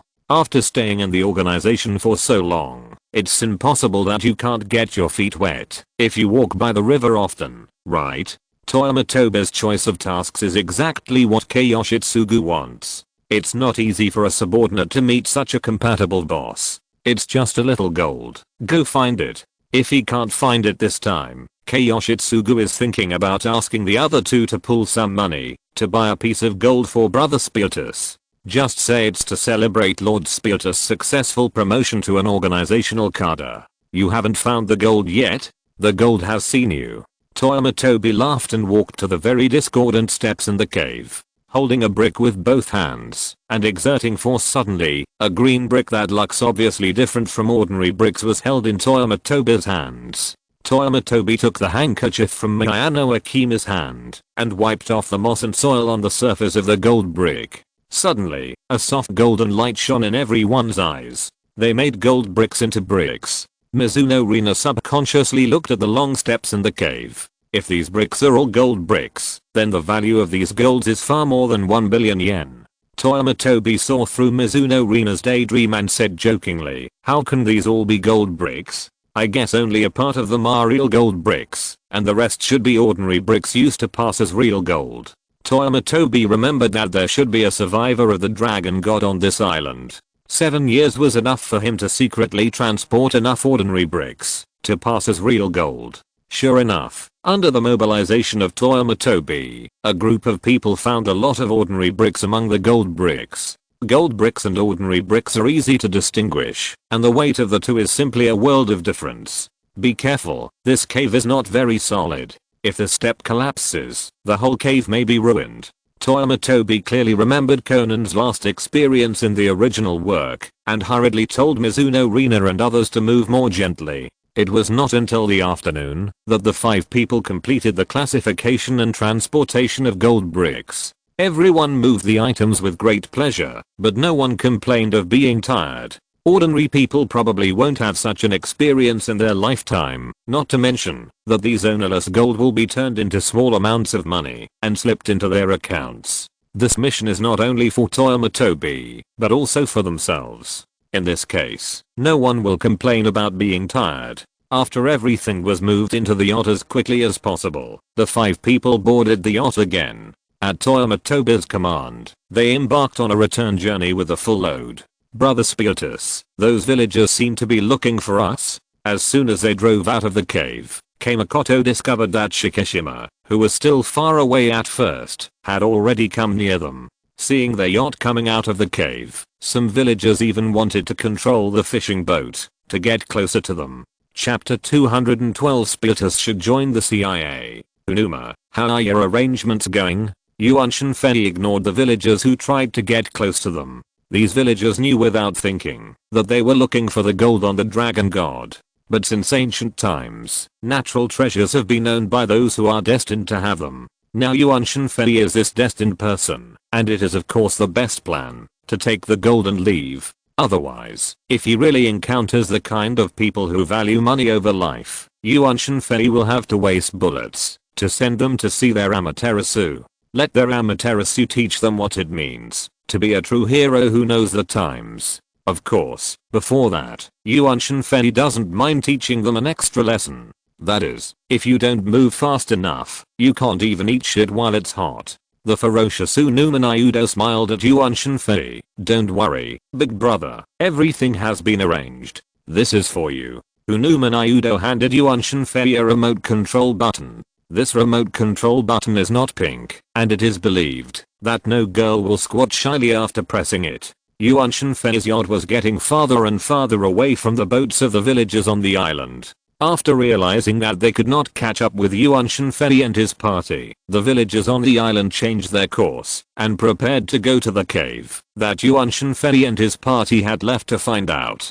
Just when they arrived at the entrance of the cave, Yuan Shinfei smiled and pressed the button on his hand. With 2 or 3 explosions almost without intervals, the cave that Yuan Shinfei and his party had just left shook violently. The mountain structure, which was not very solid to begin with, suddenly began a new round of collapse. With a loud rumbling sound, the mountain just collapsed severely, and the rubble rolled down. The originally naturally formed cave slowly sank into the water with the mountain on top. If nothing unexpected happens, even if the village of Fushima wants to dig the cave again, it will be a very difficult task. Even the cost is far more than the value of these gold. Even if there are really people who are so stubborn that they insist on digging out the cave, I'm afraid that seeing the serious blue bricks in the cave ruins will make them spit out blood in anger. Of course, Yuan Shinfei's actions are not all bad for the villagers of Fushima. Anyway, even if the gold is found, it will most likely fall into the hands of their village chief, but the commission paid to Maori Kagoro in the original book was raised by the entire village. Spending the village's money to do his own business, this Shikishima village chief has made him understand. Now with the operation of Toyama Tobi, the villagers in Shikishima village have saved a lot of money. You must know that under the intervention of Toyama Tobi, the cost of asking Maori Kagoro to investigate the incident is not low. The main point is that the more expensive the price, the higher the level. Anyway, there is no shortage of fresh leaks in the world. Don't ask for the best, but ask for the most expensive. When the yacht docked at the Biho pier again, Mizuna Shirina noticed that there were several strong men in black standing on the pier waiting for their arrival. From the temperament of these people, Mizuna Shirina could tell at a glance that these people were members of the organization. She subconsciously looked at Toyama Tobi. What are they doing? It's not easy for us to deal with these gold bricks by ourselves, so it's very convenient to let them do it. Toyama Tobi stepped onto the dock, turned around and helped Mizuna Shirina while explaining to her. The logistics team, as the name suggests, is the department in the organization responsible for logistics. Whether it's the equipment needed for the mission, or the troubles in daily life, or even unexpected money like this, they can help deal with it. The most important thing is that they don't charge handling fees from carders with wine code names. Is it important not to charge handling fees? This is very important, at least for Toyama Tobi. He is not an undercover agent. Of course, he works as a cow and horse in the organization for money and fun. Generally speaking, the handling fee for washing rice is about 30%. There are discounts for large quantities, but no matter how much discount is given, it will be more than 20%. Part of this more than 20% is necessary loss and expenditure, and the other is the profit of the party responsible for washing rice. If the cadres of the organization ask the logistics team for help, except for necessary expenses, the logistics team will not charge extra profits from the cadres. After all, how many cadres with wine code names are there in Tokyo? The profits from ordinary members and peripheral members are the biggest profits of the logistics team. After Mizuno Rina got off the boat, Toyama Tobi asked curiously, ordinarily, these things are told to you after you get the code name and become a cadre? I say, Kyo, you don't know these things until now, do you? Mizuno Rina's mouth twitched fiercely. She now felt that Spiritus was really annoying. The more she looked at her code name Keel, the more ironic it seemed. Aren't you afraid that these people will be blinded by money and take your gold bars and run away? Mizuno Rina didn't want to pay attention to Toyama Tobi, so she started to pick up the things Toyama Tobi didn't want to hear. Yuan Shinfei looked strange. The logistics team will check the number and weight of gold bricks with me later. After the check, the logistics team, and the headquarters will record it. Even if they run away with my gold, the headquarters will give me the money according to the registered amount. Then the organization will be responsible for hunting down the logistics team. This is also a benefit for cadres. In short, after becoming a cadre in the black organization, the organization will be responsible for solving all the worries of the cadres. All they need is to work hard for the organization. Of course, the organization will solve all the worries for the cadres they trust, and as for those cadres who are not trusted, they can pay more money to the organization to serve as voluntary cattle and horses. Mizuno Rina didn't want to talk. She felt insulted. Everyone is obviously a cadre with a code name. Why do you Spiritus have a high-end code name, and she, Mizuno Rina, has a beggar version of a beggar? At the same time, Mizuno Rina also came to a conclusion from Yuan Shinfei's words, that is, with her current identity, she will never be able to access the core business and intelligence of the organization. If she wants to complete the task that her father has not completed, it may take her a long time to do it by herself. The existence of Toyama Tobi really makes her very excited, so she plans to test Toyama Tobi tonight. Thinking of this, Mizuno Rina was not in a hurry to leave. She stood on the dock and quietly admired Toyama Tobi giving orders to the strong men in the logistics team. Lord Spiritus, there are 20th gold bricks on the yacht, each of which is 20th kilograms, and the total weight is this. If there is no problem, we will register it according to this quantity. By the way, do you need to exchange these gold bricks into Japanese yen, or should we find a place to store them for you? The head of the logistics team asked Toyama Tobi respectfully, after receiving the summary from his men. Convert these into money and transfer it to my account. As soon as possible 30% will be handed over to the organization, 10% will be transferred to rum, and 10% will be transferred to gin. I will take 25% and Kill will take 15%. The remaining 10% will be divided into 3 equal parts among my 3 subordinates. Okay, Lord Spiritus. The head of the logistics team nodded and repeated the distribution plan to Yuan Shinfei. Before parting, he couldn't help but say to Yuan Shinfei, Lord Spiritus, you are really good to your subordinates. They worked hard after all. Yuan Shinfei chuckled and waved to everyone to leave. Chapter 213, The Extreme Struggle Between the Sea King and the Sea Queen. In addition to Miyano Akimi, Kei Yoshitsugu and Anuma Nayudo are all talents that Senior Vodka specially found for Toyama Tobi. The black organization does jobs that cost lives for money, so they must be paid enough in normal times.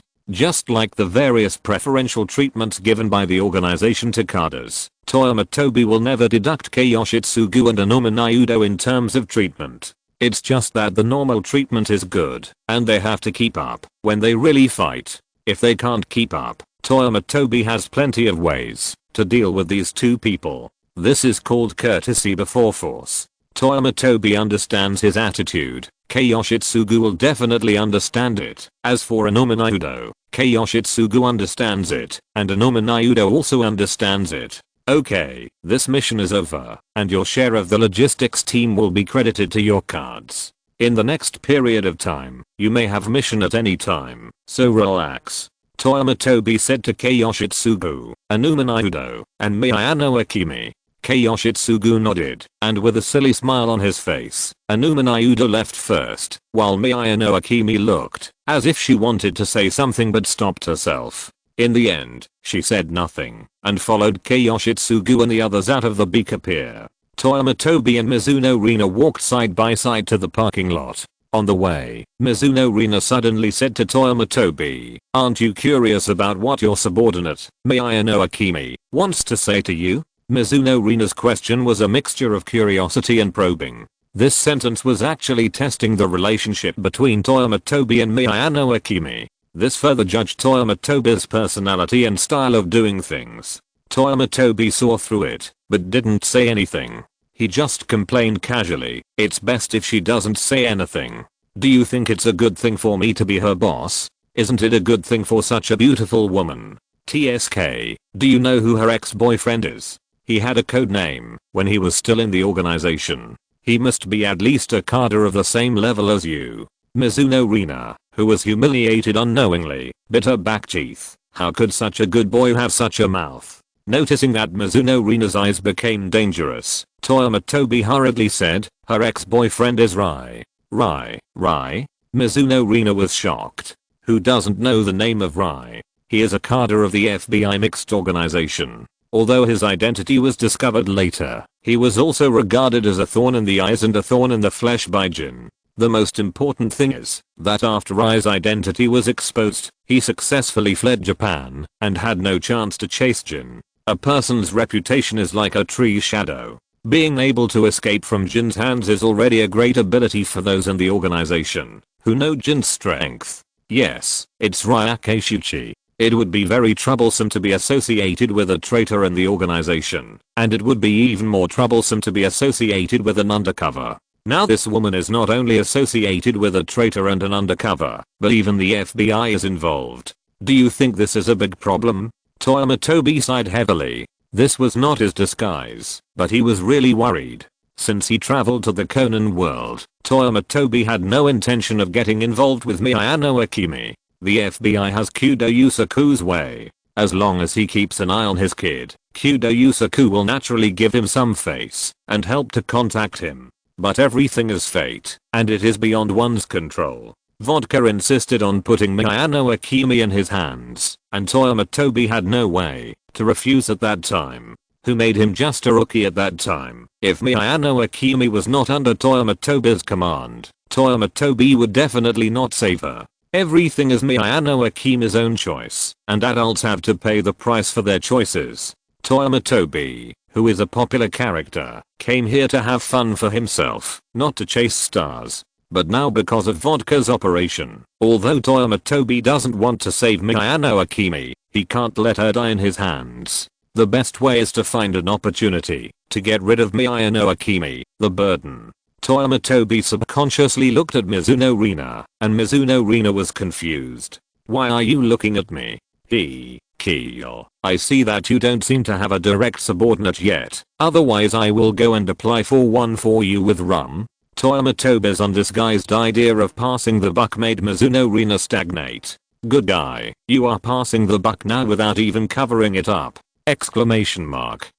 Rina Mizuno smiled sweetly and said to Toyama Tobi, "Okay, then go and help me find rum to apply for it." Rina Mizuno made this little movement, which made Toyama Tobi feel a tingling sensation from the inside out. To be honest, Toyama Tobi, who was born and raised in northeast China in his previous life, had never seen such a small thing. But what Rina Mizuno said next was like a blow to Toyama Tobi's head. "I feel embarrassed to receive so much gold from you for nothing, and I'm willing to help you share some of the trouble. It's a pity that I'm a cadre in name only and I'm not trusted by the organization. Is it possible that Rum would hand over such a troublesome matter as Miyano Akimi to me?" As a CIA agent, Rina Mizuno's reaction was quite fast. After hearing Toyama Tobi's story about Miyano Akimi's legendary life, she immediately realized one thing. Logically speaking, Akimi Miyano brought Rai, a traitor, undercover, and FBI agent to the organization. Given the organization's style of doing things, Akimi Miyano should have been quietly dealt with long ago. But Akimi Miyano has not been dealt with now, and she even seems to be living a very comfortable life. She was also assigned to Spiritus, the rising star of the organization, as a direct subordinate. This means that Akemi Miano must have a bigger secret, and it is the core secret of the organization. Rina Mizuno is further probing Toyama Tobi in the tug of war. Toyama Tobi responded positively. Forget it, you should work hard to gain Rum's trust as soon as possible. That way you can repay me for helping you make a fortune. Toyama Tobi and Rina Mizunari are like a pair of strange sea kings and sea queens, with constant tugs of war between their words. They are enhancing their understanding of each other in the tug of war. The only difference is that Toyama Tobi has a detailed intelligence about Rina Mizunari, and he has an advantage in intelligence. Of course, Rina Mizunoshi also has her own advantages. Her CIA identity is a fatal point to other people in the organization, but it is an advantage to Toyama Tobi. Toyama Tobi wants to flexibly move around and be a stubborn fence sitter. Toyama Tobi looks at the time and invites Rina Mizunoshi. It's getting late. Miss Mizunoshi, why don't you do me a favor and have dinner together? Rina Mizunoshi readily agreed. Of course, but you have to take me to the apartment first. I need to change clothes. Behind the ear, just below the earlobe, there is a small round bump. It's not hard or soft, but it's bulging. Does anyone know what this thing is? Chapter 214. How could this grown son be so worthy of this title? After Rina Mizuno returned to her apartment and changed out of her sportswear and leggings, she returned to the car. Toyama Tobi did not take Rina Mizuno to any remote shops. After all, they had only known each other for 2 or 3 days and had met twice, so it was better to stop talking and not say too much. Saying too much would be redundant. Although Rina Mizuno was a miserable CIA undercover, she could only blame her bad luck. Or it could be said that Rina Mizuno was indeed a poor talent before her father's death, but the death of a loved one would always accelerate a person's growth. Rina Mizuno now has some abilities, except that her luck is a little worse. Toyama Tobi and Rina Mizuno were just about to have a quick meal near their home, but they didn't expect to meet an unexpected visitor in the restaurant. Brother Toyama? When Toyama Tobi and Rina Mizuno opened the sliding door of the restaurant, the wind chimes at the door of the restaurant jingled.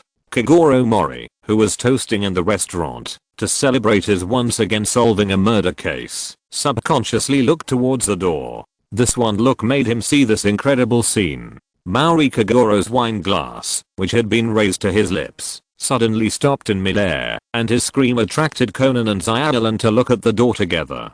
Hey, it's really Brother Toyama. Xiaolan pointed at the door of the restaurant and stammered. If Toyama Tobi came to the restaurant alone to eat, Xiaolan would naturally not be so excited, but now Toyama Tobi was accompanied by a girl. The two people talked and laughed and looked very close. As the saying goes, there are 2 kinds of people sleeping in the same bed. This sentence actually applies to best friends. After all, many times before a girl and her boyfriend sleep in the same bed, she has already slept with her best friend. Since Xiaolan has a gossip queen bestie like Suzuki Sonoko, it is obvious that she must be quite interested in the gossip of the people around her. You must know that kindness and gossip are not contradictory, and they can coexist. No one stipulates that angels cannot gossip. Right, there are 3 people sitting in the Maori family seat. That is, the familiar combination of 2 adults and 1 child. Now the 2 adults were gossiping about the girl next to Toyama Tobi. Only Conan frowned and tried to recall where he had seen the woman next to Toyama Tobi. I remember. Conan was shocked, and now he looked more shocked than the Maori father and daughter. Maori Kagoro and Xiaolan looked at Conan together. Beast X. Conan, what do you remember? I remember where I saw the big sister next to Toyama Jej. At this moment, Conan's eyes were full of disbelief and resentment. This kind of resentment is like suddenly finding out one day that your best brother is dating a beautiful reporter from CCTV. Do you envy your brother? Yes, you do. Then are you jealous of your brother? Yes, you are also jealous of your brother. Then do you hate your brother? No, this kind of thing is not hatred. I'm very happy that my brother is doing well, but why does this grandson do this? Why does he do this? If such a scene really happened in front of me, I would definitely not hate my brother, but I just feel that this bastard has no virtue or ability. Anyway, Conan is having such a strange feeling at the moment. Conan's resentment has not yet ended, and the iron fist from Maori Kagoro has already hit Conan's head. The famous detective, Sleeping Kagoro, hates the most in his life that someone speaks halfway. Conan, this little bastard, actually interrupted the chapter at such a critical moment. I can't stand it. The education of love can never be late. On weekdays, Maori Ran has always discouraged this kind of corporal punishment education, but today, at this moment, Xiaolan feels that her father did nothing wrong. Conan, this dead child, just needs to be educated. Conan is a stubborn person. He won't move, even if you pull him. He will retreat, even if you push him. After being severely criticized by Maori Kagoro, he immediately said, "That big sister is Mizuno Rina, the most popular host sister of Nichimi TV recently. Hey kid, you are very knowledgeable." Toyama Tobi took Mizuno Rina to the seat of the Maori family. From a distance, Conan was heard explaining to Maori Kagoro and Xiaolan. In fact, Xiaolan, who often watched the news, didn't need Conan to explain. She just needed to remind her. As for Maori Kagoro, you just need to tell him that Mizuno Rina is the beautiful host of Nichimi TV, and this guy will naturally take the seat. Since there are acquaintances in the restaurant, Toyama Tobi took Mizuno Rina to prepare to share a table together. Otherwise, how can it be said that undercovers who can stay in the organization for a long time have a set of skills? Mizuno Rina, who noticed the abnormal situation as soon as she entered the restaurant, subconsciously took Toyama Tobi's arm. Their current relationship is that of a couple in the hot love period, and this relationship has been shown to Rina Mizunoshi's colleagues at Nichimi TV. Now that they are suspected of meeting an acquaintance of Toyama Tobi, they have to act in full. Not only Maori Kagoro, but even Conan couldn't see Rina Mizunoshi's acting skills. As for Xiaolan, she is probably destined to be fooled in this life. Then let me formally introduce you to everyone. Rina Mizunoshi, the host of Nichimi TV and my girlfriend.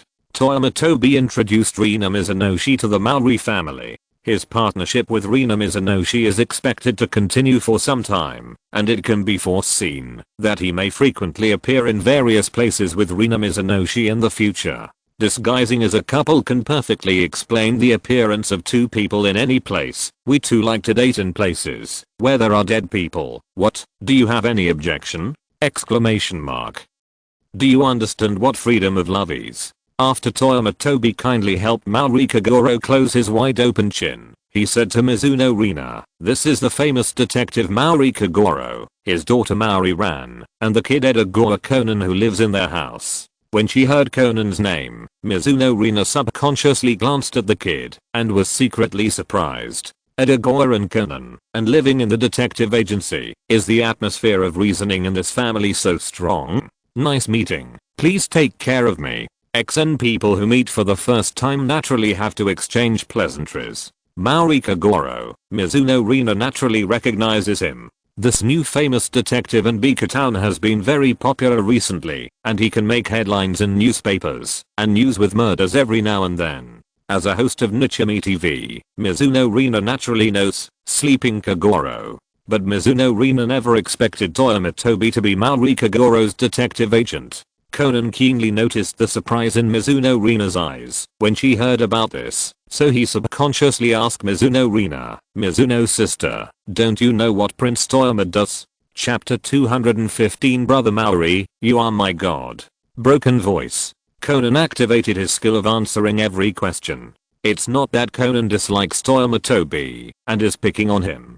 It's mainly because Conan has this kind of personality and likes to dwell on details. When other people's children are annoying dogs, they kick every passing dog, but Conan has to ask every passing dog a few questions. Or just look at them. For example, you see the smell of rice field on this dog's nose, it smells like the smell of Hado Town. There is only one truth, this dog ate shit in Hado Town. That's about it. If it were the murderer next to him, he might really panic when facing Conan's questioning, and Conan would find some flaws. But if it were Rina Mizunoshi, do you understand the value of being an undercover in an organization? That's where saying a wrong word or answering a wrong question will open your mind. Although Conan's question was sudden, it was easy for Rina Mizunoshi to handle it. I do know that Sato Tobi is working as a detective agent, but I didn't expect that he would be the agent of the famous detective Mr. Maori. Judging from the information on the surface, Rina Mizunoshi is 1.5 years older than Tobi, so there is nothing wrong with calling her Sato Tobi.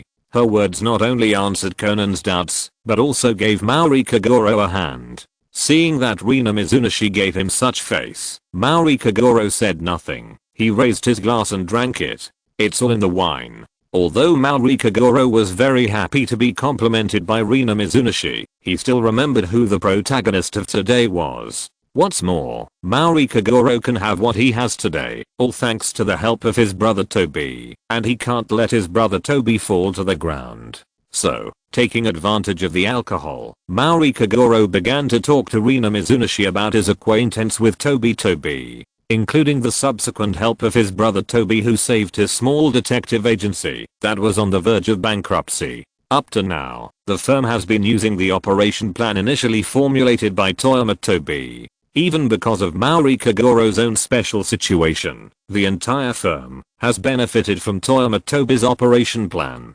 Maori Kagoro was moved to tears, and he put his arm around Toyama Tobi's shoulders and said to Mizunoshi Rina, "Miss Mizunoshi, my brother Toyama is also a miserable person. I believe you know his family situation. Recently, my brother found a teacher, and he could have a very good development, but the teacher changed his career from being an architect to being a terrorist. My brother was also implicated by his teacher, and was investigated at the police station for several days. But don't worry, my brother is definitely a good person and a person worth entrusting. I tell you." Maori Kagoro's uninterrupted output lasted for nearly 30 minutes, and the central idea was that Toyama Tobi was a good person, and Miss Mizunoshi, you must treat him well.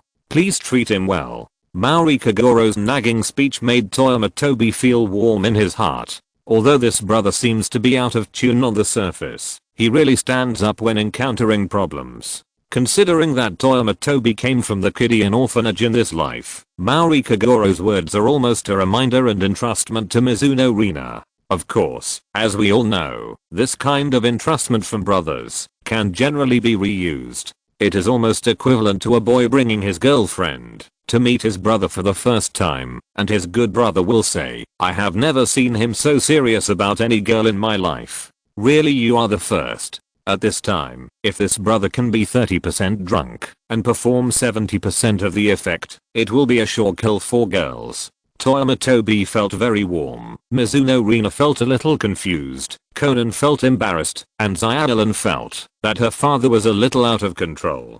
So when Toyama Tobi went to pay the bill, Xiaolan hurriedly chased him out. "Sorry Toyama brother, my father drank a little too much tonight." Xiaolan, it seems that you still don't know much about Maori brother. Toyama Tobi laughed. How many times have I had a drink with Maori brother? How much alcohol do I know? You didn't arrive earlier than us, and at most, he drank a glass of beer before we came. It's still a long time before he gets drunk. Toyama Tobi's words stunned Maori Ran. "What about dad?" Toyama Tobi said to Maori Ran earnestly, "Xiaoran, you must remember this scene tonight. Remember my words. If you and Kudo classmate are determined in the future, don't believe anything that Kudo's friends say. But, if you want to say, then think about your dad's performance tonight." Toyama Tobi patted Xiaoran on the shoulder and gave her a meaningful look. What Toyama Tobi said was right. As a drinking buddy who gets together with his father every now and then to drink, Toyama Tobi should know Maori Kagoro's alcohol tolerance very well. When the two of them drink, Maori Kagoro always drinks too much, and then Toyama Tobi sends him back. So what brother Yuanshin said about his father not being drunk should be true. That means Xiaolan's eyes suddenly became sharp, and Yuanshin Fui's last advice was firmly remembered by Xiaolan. Brother Yuanshin is knowledgeable. What if she really encounters a situation like today in the future? Yuanshin Fui paid the bill and went to the bathroom. Just when Yuanshin Fui just walked out of the cubicle, he saw Conan waiting for him outside the toilet cubicle. Yuanshin Fui started to complain when he saw Conan for the first time. "Kit, are you some randomly refreshed wild boss? Why didn't you say anything when you came in? Wouldn't it be strange to say I'm back, or I'm in the bathroom?" Conan has grown up, and he actually thought about the feasibility of Yuan-chan FUI's complaints. It's strange to say I'm back, but it's not strange to say I'm in. Yuan-chan FUI shook his head and told Conan that your experience is still shallow, so let him, the older brother, handle this kind of thing. Ran, you came to me to apologize. Why did you come to me? By the way, how many people have been killed recently? Toyama Tobi asked Conan casually. He needed to anchor the development of the plot. For well-known reasons, dates and calendars cannot anchor Conan's timeline. Toyama Tobi can only judge Conan's timeline through the plot of the original work. But recently, Toyama Tobi and Maori Kagoro have been busy with their own things, and he hasn't reported to the Maori Detective Agency for some time. Conan can understand this very well after all. Is Toyama Tobi in love? Conan, who doesn't even know that the black organization cadres have a variety of disguised identities, never thought of Mizuna Shirina as a member of the black organization. Besides, what's the point of a member of a criminal organization going to a TV station to be a host? Chapter 216. Little Ghost, do you want to know about the real world? The question of Toyama Tobi once again filled the whole toilet with a cheerful atmosphere. After revisiting the Conan version of Kanyaji and hearing that the detective's business was not a plague god, Toyama Tobi got the recent schedule of the Maori family. Speaking of it, there was nothing special about the Maori family's recent itinerary. In addition to randomly killing a passerby in the Lucky Trip, sponsored by Toyama Tobi, they went to the golf course to cause an explosion.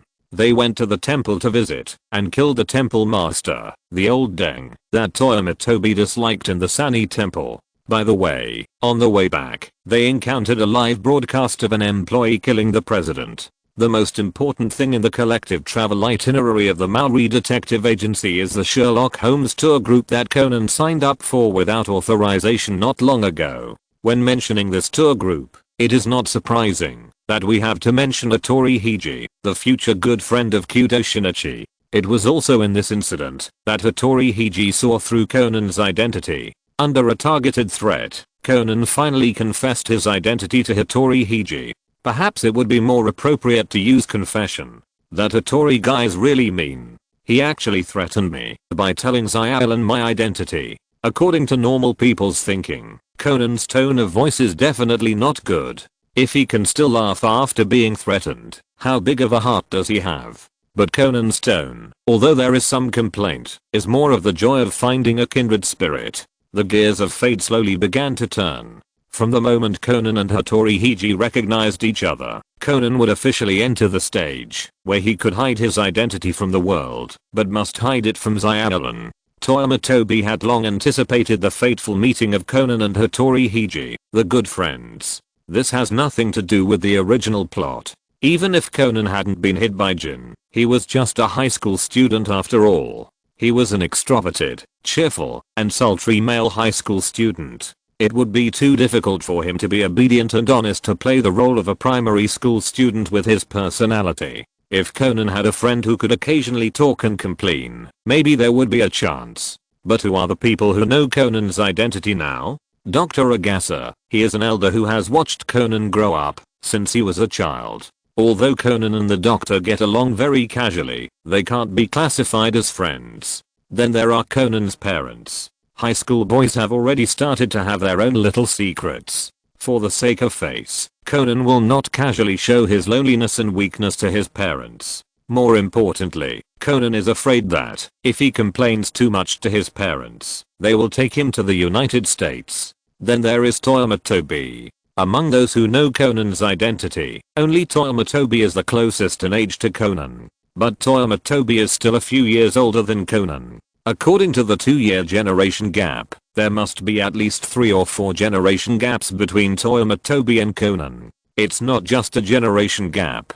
Toyama Tobi's greatest pleasure is to watch fun, anyone's fun. He absolutely has no idea of being an emotional trash can for Conan. So for the lonely Conan, his most urgent hope at this moment is probably that someone can see through his disguise and see his lonely heart. As a good friend, Hattori Hiji did this perfectly. It was difficult to convince Hattori Hiji to ask Conan about his identity, but Conan admitted it. The relationship between men is often no different from the relationship between men and women. It takes love and affection for the woman to get out of control, right? Toyama Tobi didn't want to know about the relationship between Hattori Hiji and Conan. Anyway, Hattori Hiji was tricked by himself before leaving Tokyo. For a while, Hattori Hiji would not dare to appear in Tokyo again, especially in the Maori Detective Agency. Toyama Tobi was curious about one thing now. Little boy, you didn't reveal my identity to Hattori Hiji, did you? Toyama Tobi stared at Conan with a bad look. If Conan dared to give a positive answer, Toyama Tobi didn't mind letting Conan feel what it meant for adults to bully minors in the bathroom. After the double training of Maori Kagoro and Toyama Tobi, Conan is now very sensitive to danger. At that moment, Conan shook his head and swore,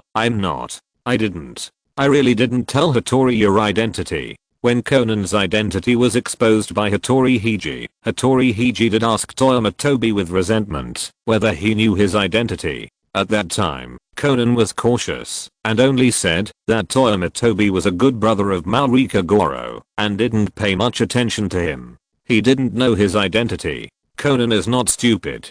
Hattori Hiji is the son of the chief of the Osaka Prefectural Police Headquarters. The chief of the Osaka Prefectural Police Headquarters is at least a lord in the Japanese police force. If Hattori Hiji let the cat out of the bag at home and led the Osaka police over, Conan can completely imagine that scene. I'm afraid Toyama Tobi will rush to the office as soon as possible and point at him and say, it was you who led the police here? Then kill him without any hesitation and kill Hattori Hiji at the same time. The reason why Conan thought Toyama Tobi was so tyrannical was related to the Queen Siseraban incident he learned from Suzuki Sonoko after returning to Tokyo. Not bad, you're smart. Toyama Tobi nodded and was pleased with his previous teachings to Conan. If this were in the original work, Conan might have sold Toyama Tobi out. The Conan in this world at least knows how to be afraid, which is good. Fear represents fear, and fear represents awe. People with awe will not mess around. Toyama Tobi has always adhered to the principle of giving a sweet date after a slap. The slap on Conan is full of aftertaste, and he doesn't mind giving Conan another sweet date. Okay, tell me what you want to ask. As soon as Conan stuck his butt, Toyama Tobi knew whether it was Kato Kid or Hattori Hiji standing behind him. Conan blocked him in the toilet at this moment, so he must have questions to ask. As expected, Conan asked bluntly, what happened on the Sonoko family cruise ship? Toyama Tobi nodded. Yes, it was the organization that did it, but I was having a hot relationship with Rihanna at the time, and this mission was not carried out by me. As expected, Conan gritted his teeth in hatred. What a massacre of the victims on the sea. Such a genocide was actually done by the black organization. Why did they do this? Kid, do you know the truth about the Queen Sirisubath incident? I mean the truth from the time the cruise ship left the post until the end of the massacre. If you're listening to this novel on a channel other than Fanfic World, it means they downloaded and uploaded it without effort. We cordially invite you to visit our channel, Mundo Fanfic Novelos. There you'll find the original version of this story and you can explore many other novels of various genres. We're waiting for you to immerse yourself in a world of incredible novels. Chapter 217. You call me brother, I call you niece. Toyama Tobi, known as the honest young man of rice flour. This nickname means that Toyama Tobi will not tell lies. At least Toyama Tobi did not lie about the agent's encirclement and suppression of Snake. He told Conan the facts without any discount. Toyama Tobi is always happy to lead the protagonist of the world astray. Sure enough, the identities of these agents gave Conan a great shock. Suzuki Sonoko said that the waiters in the banquet hall of the cruise ship fought in a chaotic manner without regard for the safety of innocent passers-by. If it weren't for the detectives of the Metropolitan Police Department who protected the mother and daughter in time, the mother and daughter might have been accidentally injured by this group of people. You know, bullets don't have eyes. They will not deliberately avoid the mother and daughter because of Suzuki Sonoko's family background. Conan instinctively couldn't believe it. He just didn't have enough life experience, not a low IQ. Toyama Tobi had put the evidence in his face, so he could naturally deduce the truth of the incident. Unfortunately, the truth of the Queen Siseraban incident is destined to be difficult for Conan to accept. After taking a look at Conan, who seemed to be broken, Toyama Tobi patted his big head and left the bathroom. At this time, it is superfluous to say anything. Just let Conan go back and forth in the horns. If Conan can get out of the horns this time, it doesn't matter, there are many horns. If it doesn't work this time, there will be a next time. There will always be a time that Conan can't get out. Today, Toyama Tobi planted a seed in Conan's heart, and he will harvest a huge melon of fun in the future. Not long after, Toyama Tobi and his group were about to leave the restaurant and go home. It was Zyallen who remembered that there were 3 people in their family, so she ran to the bathroom, Conan's special capture area, and brought Conan back. As soon as he walked out of the restaurant, Toyama Tobi subconsciously tightened his coat. Unknowingly, the weather in Tokyo has jumped to late autumn, and the night wind can't help but make people feel a little cool. Then we will split here. Toyama Tobi was about to say goodbye, but suddenly stuttered. What's wrong? Zyallen supported Marika Goro and subconsciously looked behind her, but there was nothing unusual on the street except for 2 pedestrians walking at night. Zyallen, who had a rich imagination about ghosts, suddenly shuddered. Brother Toyama's performance just now. Could it be that he saw something unclean? Exclamation mark. Brother Toyama, what did you see just now? Maori-ran forced herself to remain calm, but she subconsciously tightened her hand supporting Marika Goro. Marika Goro, who was in a drunk state, did not open his eyes, but from his twitching mouth and twitching eyes, it can be seen that Zyallen was really trying hard this time. If I had known earlier, I would have acted as a barely able to move 70% drunk. Nothing, just the 2 pedestrians who just passed by. The man walking behind subconsciously dodged when he saw us.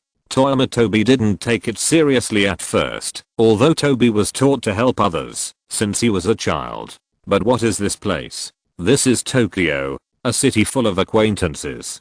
Toyama Tobi had long given up the desire to help others, unless there was something fun for him to see. But the probability of having fun by picking up 2 people on the street was not high, and Toyama Tobi had not intended to say it at first. But since Zyallen asked, he couldn't refuse his niece's face. Toyama Tobi felt that he and Maori-ran should talk about their own affairs. Zyallen called him brother, and he called Zyallen his niece. After all, he and Marika Goro kowtowed to the ground, not asking to be born on the same day or die on the same day, but they had to take advantage of it, right? After a round of drinking, witnessed by a gentle young woman and a sweet beautiful girl, Marika Goro pulled Toyama Tobi to kowtow, showing that he was a man of temperament. Did you subconsciously dodge when you saw us? Mizuno Rina's eyes flashed, and then said, stalker? Speaking of stalkers, Mizuno Rina's eyes subconsciously flashed a hint of disgust. This stuff seems to be abundant in Bika Town. When Mizuno Rina first arrived, she encountered such people several times. When encountering such a situation, Mizuno Rina would observe for a while to determine whether the person following behind her was a stalker. If it was not a stalker, or if the stalker gave up tracking for some reason, she would not cause any trouble. But if the stalker was so bold, Mizuno Rina would kill several peripheral members and then take the stalker over. Whether the stalker was taught a lesson without thinking and extorted a sum of money, or was used as a waste and enthusiastically invited by the organization to participate in a high-end scientific research project, he would have to rely on their own fate. Anyway, Mizuno Rina never saw those people again on the way home. But for these scums that are abundant in Bika Town, Mizuno Rina did not intend to hide her disgust at all. The pedestrians who just passed by were a man and a woman. If the man behind was a stalker, his goal was self-evident. Zyallen immediately turned back to look at the pedestrians walking away, and even Marika Goro sobered up instantly. Marika Goro, a veteran of the theory of flowers, has always been kind to women. It would be more painful for him to watch a young girl being stalked and harassed than to kill him. No, this analogy is a bit inappropriate. It should be much more painful than his inability to solve the murder case. That is, there are 3 levels of pain, and very pain, not to mention Zyallen and Marika Goro. Even Conan, who had just been played, put aside his thoughts and frowned at the backs of the 2 pedestrians in front and behind. If that guy's a stalker, then he is really arrogant. Yuan Shenfei scratched his chin. The distance between the two pedestrians who just passed by was not far. It can be said that the woman in front can completely hear the footsteps of the man behind. For example, there are continuous footsteps behind you on the street late at night. Wherever you go, it follows you, like a shadow, like a maggot on the tarsal bone. Such behavior is no longer described by the word arrogant, but has begun to develop in the direction of perversion. Seeing that everyone seemed to have some ideas, Toyama Tobi simply suggested, in this case, why don't we follow them and see? Okay, let's follow them and see. Maori Kagoro nodded heavily and made the decision. In this way, the group that originally planned to disperse began a massive stalking behavior. Because the 5 people gathered together, the target was too large, so the 5 people automatically divided into 2 groups according to the family unit. One group was the Maori family, and the other group was Toyama Tobi and Mizuna Shirina. That's right, this man is indeed following the woman in front. The word following is not very appropriate. This should be considered harassment, right? In the alley, Toyama Tobi looked at the man wandering outside the convenience store where the woman worked, and said to Mizuna Shirina beside him. Chapter 218, since you can't reason with me, I know a little bit about boxing. Generally speaking, whether it is law enforcement officers or criminals, they will keep a low profile when stalking, and try to avoid being noticed by the target. But the man who was wandering back and forth at the door of the convenience store was different. He was afraid that the woman in front of him would not notice it. Toyama Tobi and Mizuna Shirina were both serious cadres of the organization. They knew too well why this man did this. This man did this just to put pressure on the woman being stalked in this way, so as to achieve his goal. Toyama Tobi used harassment to describe this man's behavior, which was considered implicit. Seeing Maori Kagoro's family coming to him, Toyama Tobi raised his eyebrows and asked, "What do you mean? I'll go talk to him first." Maori Kagoro looked very unhappy, but he had to do it. Japan's stalking and entanglement punishment law was formulated based on a homicide case that occurred in 1999. The specific promulgation time was 2000. Although the overall timeline of Conan's world is disordered, there are traces of laws and regulations and social and technological development. The Stalking and Harassment Punishment Act was probably still in the works at this time, which also meant that the rampant stalker outside the convenience store was sure that no one could do anything to him, even if he called the police. As long as he showed a good attitude of admitting his mistakes in the police station, nothing would happen to him. At most, he would be reprimanded by the patrol officers of the police station, which was not a big deal for a tough guy like him. Since Maori Kagoro was willing to step forward, Toyama Tobi certainly would not stop him. He immediately took the others to wait in the alley for Maori Kagoro to be slapped in the face. This was indeed the case. Although Toyama Tobi, who was in the alley, could not hear the conversation between Maori and the stalker, from the stalker's expression that looked like he deserved a beating and Maori Kagoro's angry expression, it could be seen that the negotiations between the two sides were not going very smoothly. Brother Maori seems to be having trouble. Toyama Tobi glanced at Conan quietly. If Conan was not too young, he would have wanted Conan to negotiate with the stalker just now.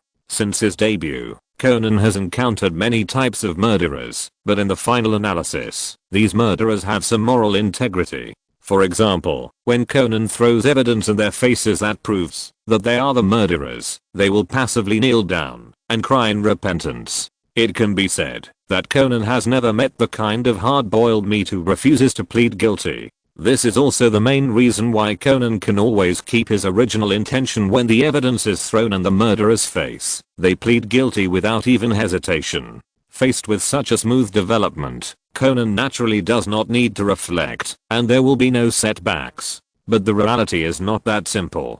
Some people refuse to admit their mistakes, even when the evidence is slapped on their faces. Not to mention pleading guilty. What Conan lacks is such a beating. After Toyama Tobi said that Maori Kagoro couldn't handle it, Conan frowned and began to think. Not only Conan, but Xiaolan is also thinking about how to help the girl who was followed in the convenience store. Unfortunately, neither Xiaolan nor Conan could think of the more extraordinary way of dealing with it for a while.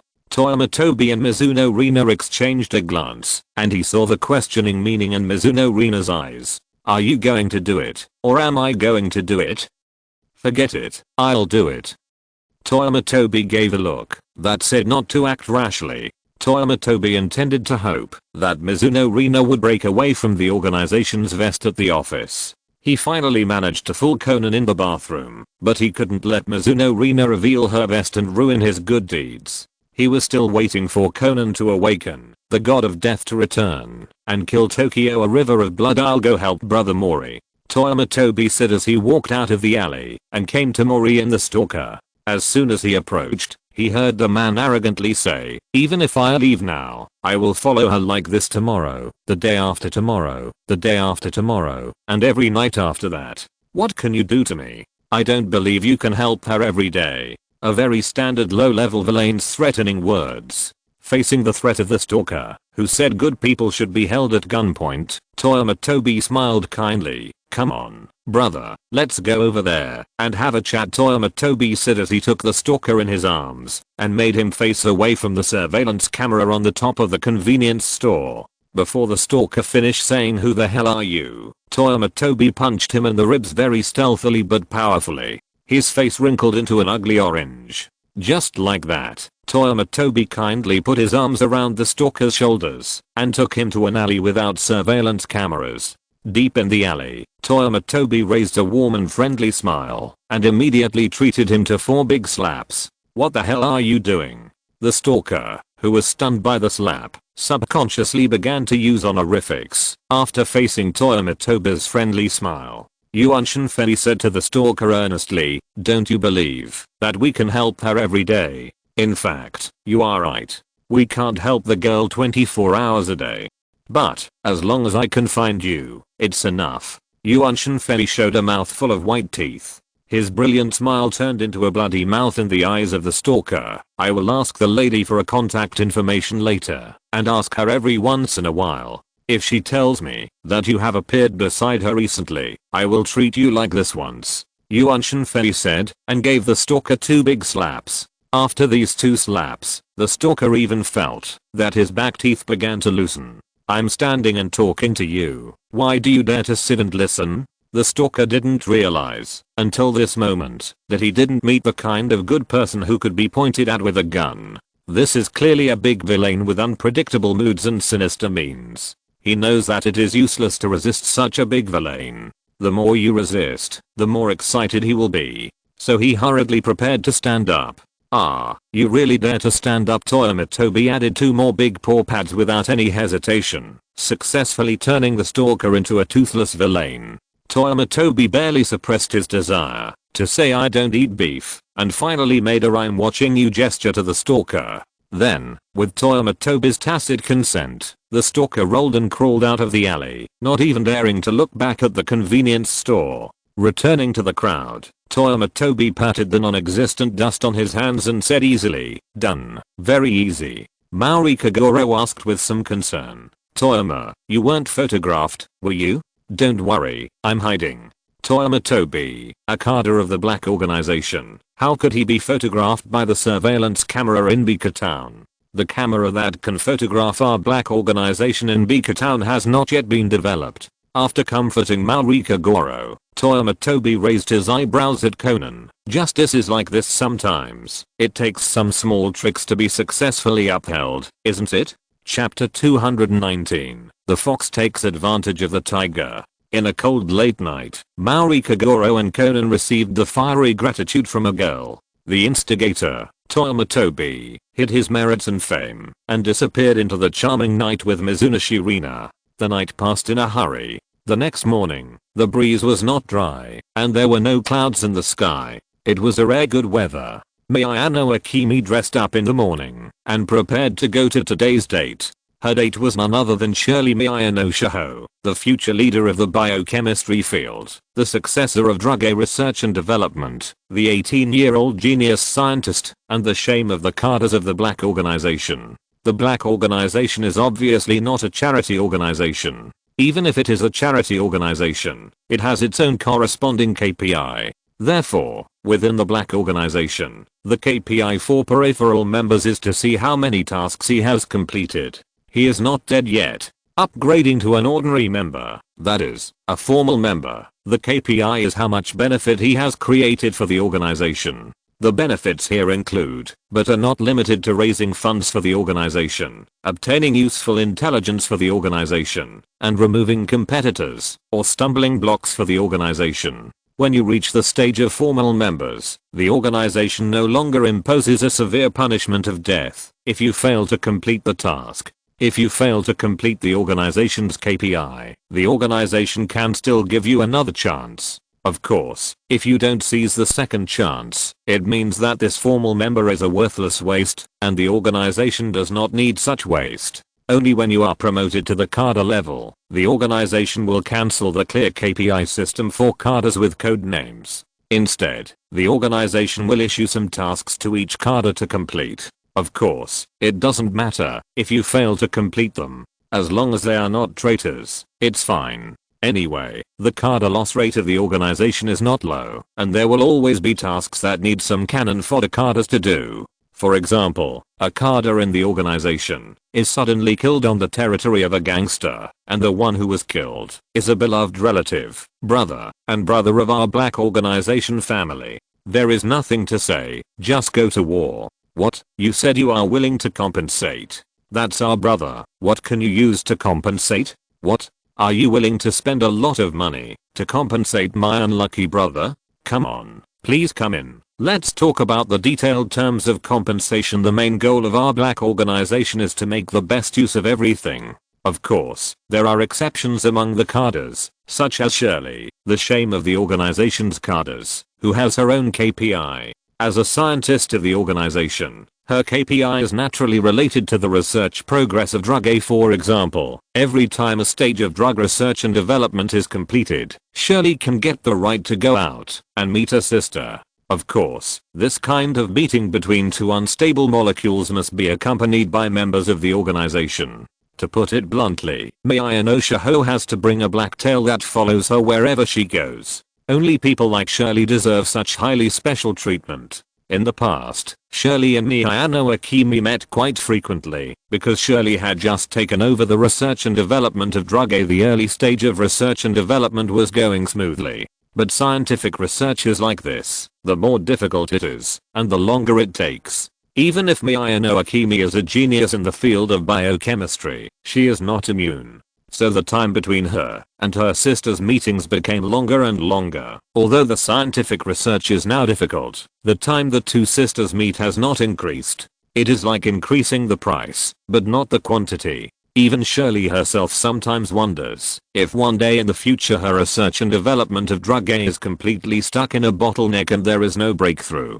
Does that mean that she will never be able to see her sister again? Although she was so worried when she saw her sister coming, Miyano Shaho still put away her expression and looked at her sister across the street with joy. At that moment, Miyano Shaho was ready to cross the road and run to her sister, but as soon as she started, she was stopped by the organization member next to her. The official member of the organization did not say anything, but just used gestures to indicate that Lady Shirley had better not do such a dangerous thing. Miyano Shaho was furious, and a dangerous light flashed in her eyes. What do you mean? The cadres of the organization treated her like this, and she couldn't resist. Now an ordinary member is going to ride on her head?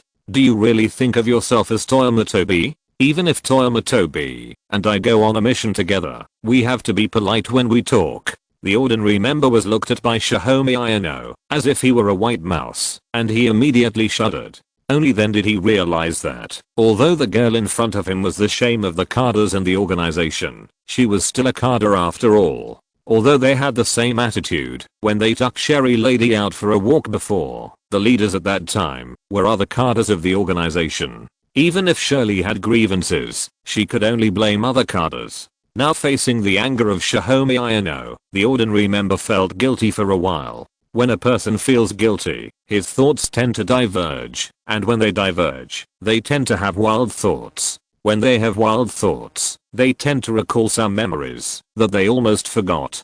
For example, it was rumored not long ago that a new cadre named Spiritus came to the Tokyo part of the organization. It was rumored that Spiritus was cruel and ruthless, with sinister means, petty, and protective of his shortcomings. This was not the most important thing. The important thing was that the sister of the shame of the cadres of the organization, I don't know what kind of good luck, is currently working under Spiritus.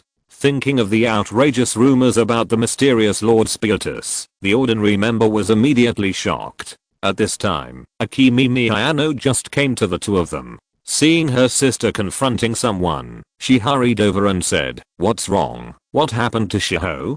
Before Shiho Miyano could answer, the ordinary member immediately squeezed out a not so good looking smile and said to Akemi Miyano, "It's nothing, Sister Miyano. Lady Shirley just wanted to cross the road. For safety reasons, I stopped her a little bit." The ordinary member made a fingertip universe gesture, indicating that it was really just a little bit. "Lady Shirley may have misunderstood my action just now. I'm very sorry." As a real Japanese, how could this ordinary member not bow and apologize? This was the first time that Shirley saw these members of the organization who were originally arrogant apologize to her in a panic. The respect of the organization member made Miyano Akemi think of something. She didn't say whether she forgave the member or not. She just said calmly, "My sister and I have something to say. Do you want to listen?" Miyano Akemi dared to guarantee that there was no threat in her words. It was really a simple question. But this sentence sounded very different to the ears of the organization member. He shook his head and immediately said that he would stand farther away and would definitely not hear the private conversation between Sister Miyano and Lady Shirley. Sister Miyano? Miyano Shiho blinked at her sister and then blinked again. Chapter 220, Drinking Poison to Quench Thirst. At this moment, Shiho Miyano suddenly felt as if she was in another world. It was as if she woke up and the whole world had changed. The reality is that the world has not changed, but Akemi Miyano has changed. But for Shiho Miyano, Akemi Miyano's change and the whole world changing seem to be no different. Big brother and big sister are very common titles in the organization. Generally speaking, peripheral members and ordinary members will call cadres with code names adults. For example, Gin-sama, Vodka-sama, and Spiritus-sama. But calling them adults is a more polite and unfamiliar way of addressing, and members with reliable superior-subordinate relationships in the organization generally call their leaders big brother or big sister. For example, Vodka calls Gin big brother. In addition, some formal members have long experience, sufficient merits, and deep backgrounds. Although they are formal members, they are different from ordinary formal members. Such special existences will also be called big brother or big sister. This was the level of Toyama Tobi when he did not get a code name not long ago. Although Shiho Miyano has been in the research group, she has been in the organization for so many years. She still understands this well-known unspoken rule. Because she understands this unspoken rule, it is even more incredible that the member sent by the organization to monitor her call her sister Miyano, who understands family members. The sisters who agreed to be salted fish together secretly worked hard. After seeing the pie chart with 3 points of confusion, 5 points of disbelief, and 2 points of helplessness in Shiho Miyano's eyes, Akemi Miyano smiled bitterly. She took Shiho Miyano to a cafe and talked about her recent experience. To be honest, Akemi Miyano's recent experience is a great thing that any worker would wish for. A worker is disliked by other leaders because he is a slacker, and because her sister is the backbone of the company's R&D group, she cannot be directly fired. So this slacker was assigned to the newly promoted junior cadres of the company. Then this small cadre started the promotion mode all the way, and the whole promotion process did not require any help from his subordinates. He handled all the business by himself. Then this small supervisor was appreciated by his superiors and was promoted to department manager. She, a slacker, also rose with the tide and got the position of small supervisor with the department manager. Otherwise, how can it be said that when one person succeeds, everyone else will succeed? Yuanshin Fubi is the master who succeeds, and she, Miyano Akemi, is the one who succeeds. Miyano Akemi has complicated feelings about her sudden promotion. It is unrealistic to say that she is completely disgusted with her promotion from an outside member to a formal member. Apart from anything else, when she met Miya no Shiho in the past, there would be members of the organization around to monitor her. They would even record the content of their chats, and there was no privacy at all. But this time, the person sent by the organization to monitor them was about to sit outside the cafe. I couldn't hear what they were saying at all, so it can be said that it was almost the same, whether there was such a person or not. Is this change a good thing for Miya no Akemi? Frankly speaking, yes. Anyway, after becoming the direct subordinates of Toyama Tobi, the sisters' situation has improved a lot. If it was Miya no Akemi, before she met Akeshuchi, she would probably choose to muddle through. But now Miya no Akemi understands that this kind of good thing is undoubtedly a poison to quench thirst. She and her sister meet less and less, and the time interval between each meeting is getting longer and longer. Such a development is foreseeable, and one day the sisters will never see each other again. More importantly, her sister is only 18 years old, and it is not an exaggeration to say that her whole life has just officially begun.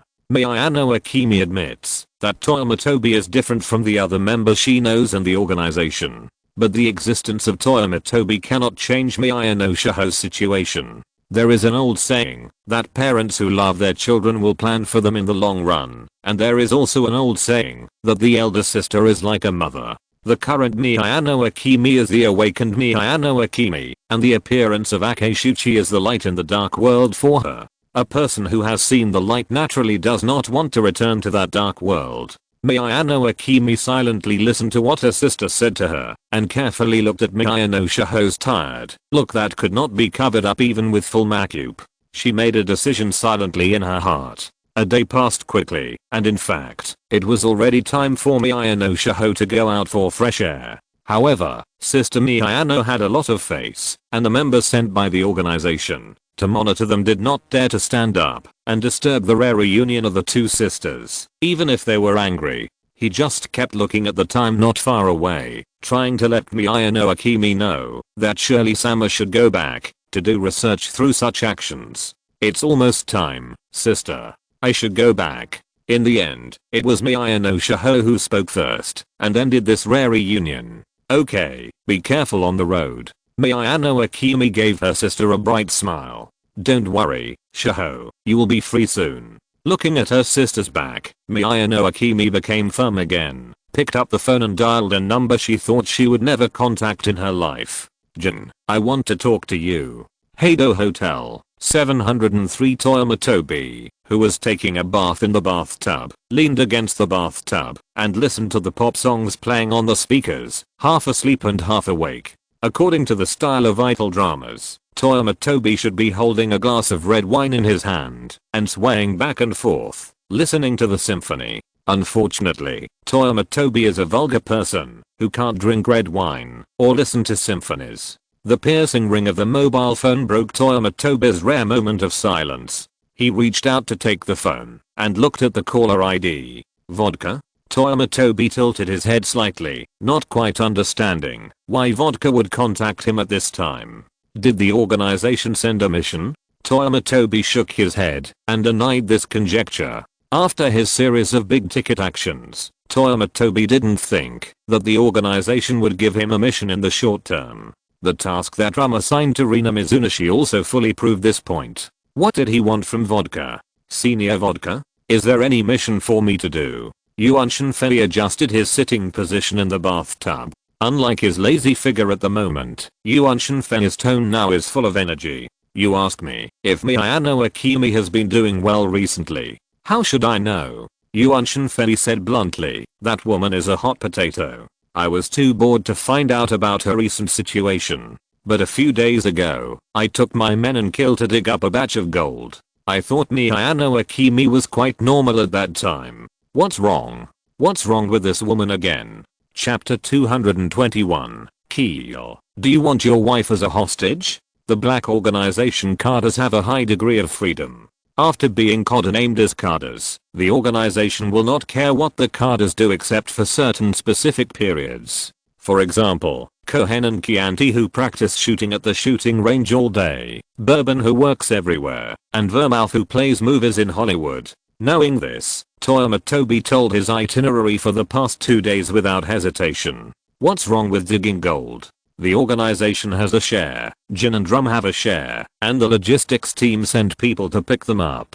There is no need to hide it from others. All the things Toyama Tobi said are well documented. As long as Vodka asks the logistics team, he will know that it is not only the carders who participate in the money sharing. There are also 3 subordinates of Toyama Tobi. Toyama Tobi's meaning is very clear. You, Vodka, were very unkind to hand over this hot potato to me. I will just do a favor for my friend. You said that Miyano Akemi is a restless woman. I not only promoted her, but also divided the money with her. This is called material and spiritual grasp. Being able to do this, Toyama Tobi said that he was very kind. He couldn't let the great Lord Spiritus revolve around an ordinary member like Miyano Akemi all day long, right? So who is Toyama Tobi as the leader, or is Miyano Akemi the leader? At this point, Toyama Tobi's tone suddenly changed, and he asked Vodka on the other side of the phone unkindly, I say, Vodka, you are not coming to me to ask for punishment, because Miyano Akemi is restless, right? Toyama Tobi's words cannot be said to be very deterrent, but it can only be said that his tone is quite unhappy. Realizing that Toyama Tobi is very angry now, Vodka immediately smiled and comforted him. How is it possible, brother Toyama? What are you talking about? You can help me keep an eye on this troublemaker for so long, and I, Vodka, am not the kind of person who takes advantage of others. Even if Miyano Akemi is restless, how can I blame you, brother? Vodka was scared by Toyama Tobi's ability to make trouble. Apart from anything else, since Vodka joined the organization, he has never seen anyone who can cause troubles more than Toyama Tobi. And the troubles he caused are getting bigger and bigger. Vodka was really afraid of being remembered by this living father, so he hurriedly humbled himself and looked at Jin who was listening to his loudspeaker. The meaning couldn't be clearer. Big brother, can you do it? I can't stand it if you keep talking. On the other side of the phone, after fully understanding Toyama Tobi's mental state, Jin nodded slightly to indicate that you should handle the rest yourself. So Vodka signed an unequal treaty with Toyama Tobi with a smile and took back the hot potato of Miyano Akemi from him. After hanging up the phone, Vodka put away the humble smile on his face and looked at Jin in confusion. Brother, do you suspect that Toyama Beatus has a problem? Before, Vodka smiled and was careful, which seemed very humble, but it was just humble. The performance just now was a tacit understanding between Vodka and Toyama Tobi. Toyama Tobi knew that there must be more than one person listening to him on the other side, and Vodka also wanted to be so shocked that Toyama Tobi would definitely realize that he didn't want to make the call. The two of them performed a crosstalk on the phone tacitly for Jin, but Vodka was really confused now. Did the eldest brother start to doubt Spiritus? It doesn't make sense. Jin heard Vodka's doubts and immediately asked back, what problems can he have? For example, does Spiritus sympathize with the Miyano sisters? When Vodka said this, he didn't even have the confidence. The main reason was Toyama Tobi. Anyone in the organization could sympathize with the Miyano sisters, but Vodka just didn't believe that Toyama Tobi would have such sympathy. A person who robbed the arsenal, blew up the commercial street building, and ordered the engine gun to fire at the victims of the shipwreck. You said that such a person would have sympathy? Jin stared at Vodka indifferently, listening to him say nonsense that even he didn't believe. I asked you to contact Spiritus, just to test how much he knows about that stupid woman Akemi Miyano. But now it seems that he is not interested in that woman and Akeshuchi at all. The temptation from the organization is everywhere. Although Toyama Tobi has a high degree of trust in Jin, this does not prevent Jin from habitually testing others. Not to mention Toyama Tobi, even Vodka will occasionally be subconsciously tested by Jin. Otherwise, how can Jin be said to be a master in catching undercover agents in the organization? Undercover agents in the organization generally have one thing in common, that is, they are very curious. Of course, being curious does not mean that they must be undercover agents of intelligence agencies. but being too curious in the organization is indeed a very dangerous trait. Gin once again confirmed that Toyama Tobi is a good cadre of the organization. On the other hand, Toyama Tobi put down his mobile phone and began to lie in the bathtub and think. It is obvious that Vodka made this call because there was something wrong with Akimi Miyano, which Toyama Tobi had expected. Since Akimi Miyano became his subordinate, Toyama Tobi has been avoiding having anything to do with Akimi Miyano. This is the time to prepare. Now Akimi Miyano wants to leave the black organization. If she wants to leave, then she can leave. It has nothing to do with me, Toyama Tobi. We are just superiors and subordinates.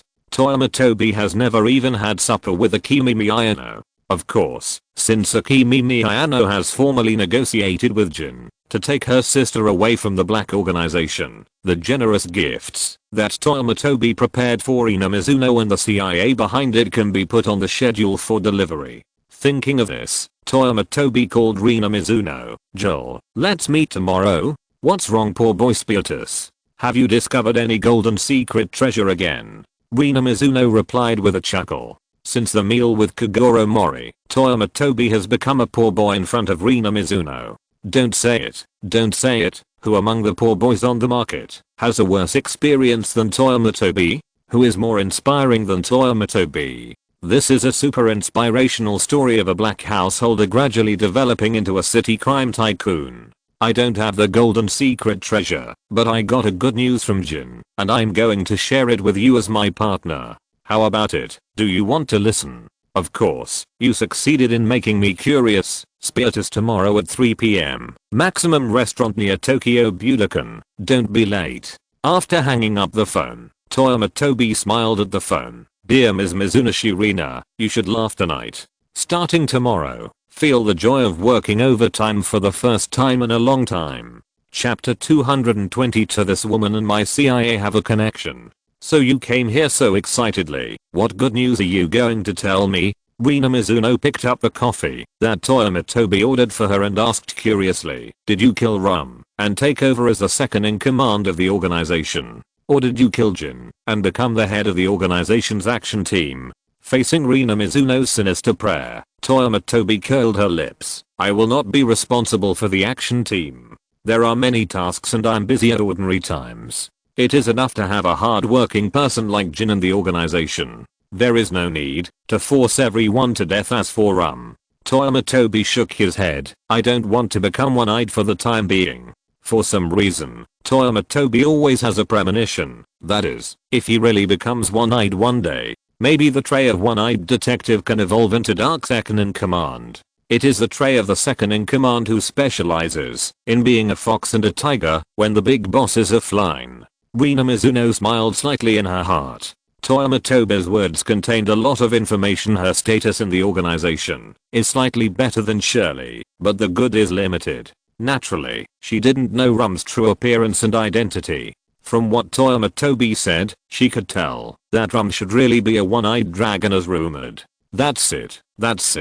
Every time she gets a little information about the organization, one day the full picture of the organization will be completely revealed to her. Mizuno Rina felt that she had just started her career as an agent. Now Mizuno Rina was even more curious about the good news from Toyama Tobi. Well, if the good news is not that you will be promoted to a high position and bring my family to the sky, then what is it? Toyama Tobi looked left and right and then asked Mizuno Rina mysteriously, Miyano Akimi, that's my hot potato subordinate who has an FBI ex-boyfriend. You still remember it? Mizuno Rina nodded. At the end of the 20th century, the relationship between the CIA and the FBI further deteriorated. Although the two could not be called a life and death relationship, they still hoped that the other party would suffer a series of setbacks, and it would be best if the organization was simply cancelled. And it was a big one. This pair of well-known agencies in the US intelligence community really regarded each other as a thorn in the eye and a thorn in the flesh. Although Rina Mizuno's main task now is to go undercover in the black organization and wait for an opportunity to obtain intelligence from the organization. But being able to obtain intelligence about the FBI during the mission is also a credit to Rina Mizuno. Perhaps the FBI's credit is even greater than her credit for obtaining the organization. Let's take a more simple example. What should Rina Mizunoshi do after obtaining the core intelligence about the organization? Obviously, she has to find her superior to pass on the intelligence, and then the intelligence will be sent to Langley after layers of transfers. Then, after the black organization is eradicated, Rina Mizunoshi, as an undercover, will be screened and returned to the CIA system. Promotion will be made according to merit, of course. Because Rina Mizunoshi is Asian, she has an invisible promotion ceiling within the CIA. The promotion of Rina Mizunoshi and her series of superiors means that they consume the resources of the CIA itself. Although they can apply for higher funds and more investment from the top with various achievements. But how can this be as refreshing as reaching a political deal with the FBI and cutting flesh from the enemy to supplement their own family? The total budget a country invests in intelligence agencies is limited. The FBI, CIA, DIA, and NSA all have a share of this budget. The total budget is right here. If you take more, I will take less. Doing your job well is part of your job, but if you can let your competitors mess up their own jobs, then I will take more, and you will take less. The difference is not a little bit. When Mizuno Rina heard Toyama Tobi talking about the ex-girlfriend of Akeshuchi of the FBI, she immediately pricked up her ears and prepared to not miss any details. If she was not afraid that Toyama Tobi would misunderstand, Mizuno Rina would even want to take out the recorder in her bag and then take it back to chew over the information revealed by Toyama Tobi today word by word. Seeing Rina Mizuno being so serious, Toyama Tobi secretly praised her and calmly spoke about Akimi Miyano. Vodka called me yesterday. Toyama Tobi slowly told her about Akimi Miyano, including her personality, her relationship with Shuchiake, and her recent attempt to leave the black organization. Rina Mizuno did not interrupt her and quietly acted as a perfect listener. Rina Mizuno made a puzzled expression at the end. I still don't quite understand why she did this. Even if she wanted to leave the organization, wouldn't it be better to sneak away? Why did she have to say hello to Jin? And she wanted to leave the organization, but Jin didn't kill her directly? Rina Mizuno had a hunch that she seemed to have come into contact with the secrets of some organizations, and the key to opening this secret door was Akimi Miyano. Because Akimi Miyano has a sister, her sister's code name is Shirley, a genius scientist of the organization. She is responsible for a secret research of the organization, but judging from Akimi Miyano's sense of belonging to the organization, Shirley's secret research is probably not out of her own will. Toyama Tobi suddenly lowered her voice and approached Rina Mizuno, saying mysteriously, and I suspect Akimi Miyano is very likely to be in contact with her ex-boyfriend now. Ah, you mean the FBI? Rina Mizuno perfectly played the role of a bystander, giving Toyama Tobi enough emotional value. Yes, I know Akimi Miyano's personality. With her sister being held hostage by the organization, she would never say she wants to leave the organization. Now Akimi Miyano is so determined to find Jin and say that she wants to take her sister away from the organization. Who would believe you if you say there is no one behind this? Rina Mizuno nodded repeatedly. She agreed with Toyama Tobi's words very much. The two had discussed Akimi Miyano's personality for a day and finally concluded that Akimi Miyano was a very kind woman. Kindness is a very shining advantage in society. But if Shirley wasn't in the organization's recruitment staff wouldn't have recruited Akimi Miyano. She couldn't even pass the first psychological assessment. Does the organization recruit people casually? You don't have any mental problems, but the organization's personnel won't even look at you. Bah, a normal person with no problems is worthy of being in our organization? In that case, the FBI is likely to have arrived in Japan. Mizuno Rina asked tentatively with a flash of light in her eyes. It's almost certain. Toyama Tobi nodded affirmatively. Even if the FBI hasn't arrived yet, it won't be long before they return to Tokyo. You know, the last time they came to Tokyo, they returned empty-handed. How can they be willing to lose face like this? Toyama Tobi's reasonable analysis made Mizuno Rina nod repeatedly. What Spiritus said is correct. As Miyano Akemi is the eye of the storm or the conflict point of the whole incident, Rina Mizuno increasingly feels that Miyano Akemi has a connection with SEIA. Chapter 223, Happily Taking the Blame on Yourself. According to Toyama Tobi, Akeshuchi approached Miyano Akemi deliberately in order to join the organization. But that silly woman Miyano Akemi was definitely sincere. What does this mean to Mizuno Rina? This means that, whether it is the FBI or Akeshuchi himself, if they still want to avenge their previous shame, the existence of Miyano Shaho is definitely a shortcut that they will find difficult to give up. In fact, Toyama Tobi said that Miyano Akemi now proposed to Jin to take her sister out of the organization. In Mizuno Rina's opinion, it is very likely that the FBI secretly planned it. As for the ultimate target of the FBI's plan, it is very likely that it is Miyano Akemi's scientist sister. Again, if everyone has different goals, they can only have a verbal fight on weekdays, and there is no chance to meet. But now everyone has the same goal, and they are all heading for the black organization. There are only so many intelligence entry points. If you, the FBI, take away a scientist from the organization today, doesn't that mean that my CIA has one less breakthrough point? Everything is afraid of vicious competition. At this moment, Rina Mizuno has made a decision in her heart. That is, she would rather destroy FBI's operation than let them succeed. In Detective Conan, the FBI and CIA joined forces to defeat the enemy, and the general affiliation with the Red Team was bullshit. It would not be over if these two parties did not fight each other when they met. Since she had made a decision in her heart, Rina Mizuno began to ask Toyama Tobi for some specific information about Miyano Akemi indirectly. For example, if Jin really agreed that Miyano Akemi could leave the organization, what conditions would he put forward to her? Does Miyano Akemi have any safe houses or the like? Where does Miyano Akemi usually hang out? Why are you curious about this?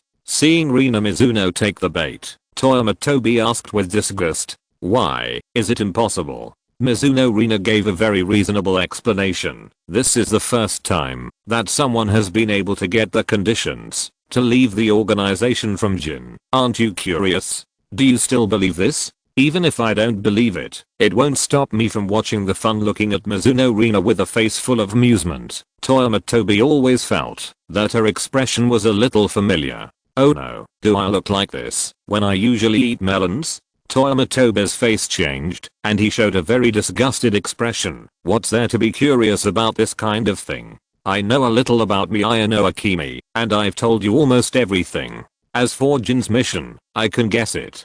Toyama Tobi continued to deceive Mizuno Rina. Miyano Akemi has never received any advanced training from the organization, so she has some ability, but not much. The mission that Jin can give her is nothing more than robbing jewelry stores and robbing banks to raise funds for the organization. If you really want to watch the fun, go to the major banks in Bihar when you have time. I guess the amount Jin asks for will not be small, and a small robbery will definitely not be able to handle it. Toyama Tobi used a trick to divert the trouble to the CIA and threw Miyano Akemi, a real hot potato, to the CIA. The CIA still has to thank us for this. Thank you. Spiritus Mizuno Rina expressed her sincere thanks to Toyama Tobi. At this moment, Toyama Tobi truly understood what Uncle Ben's hand felt when he was selling crutches.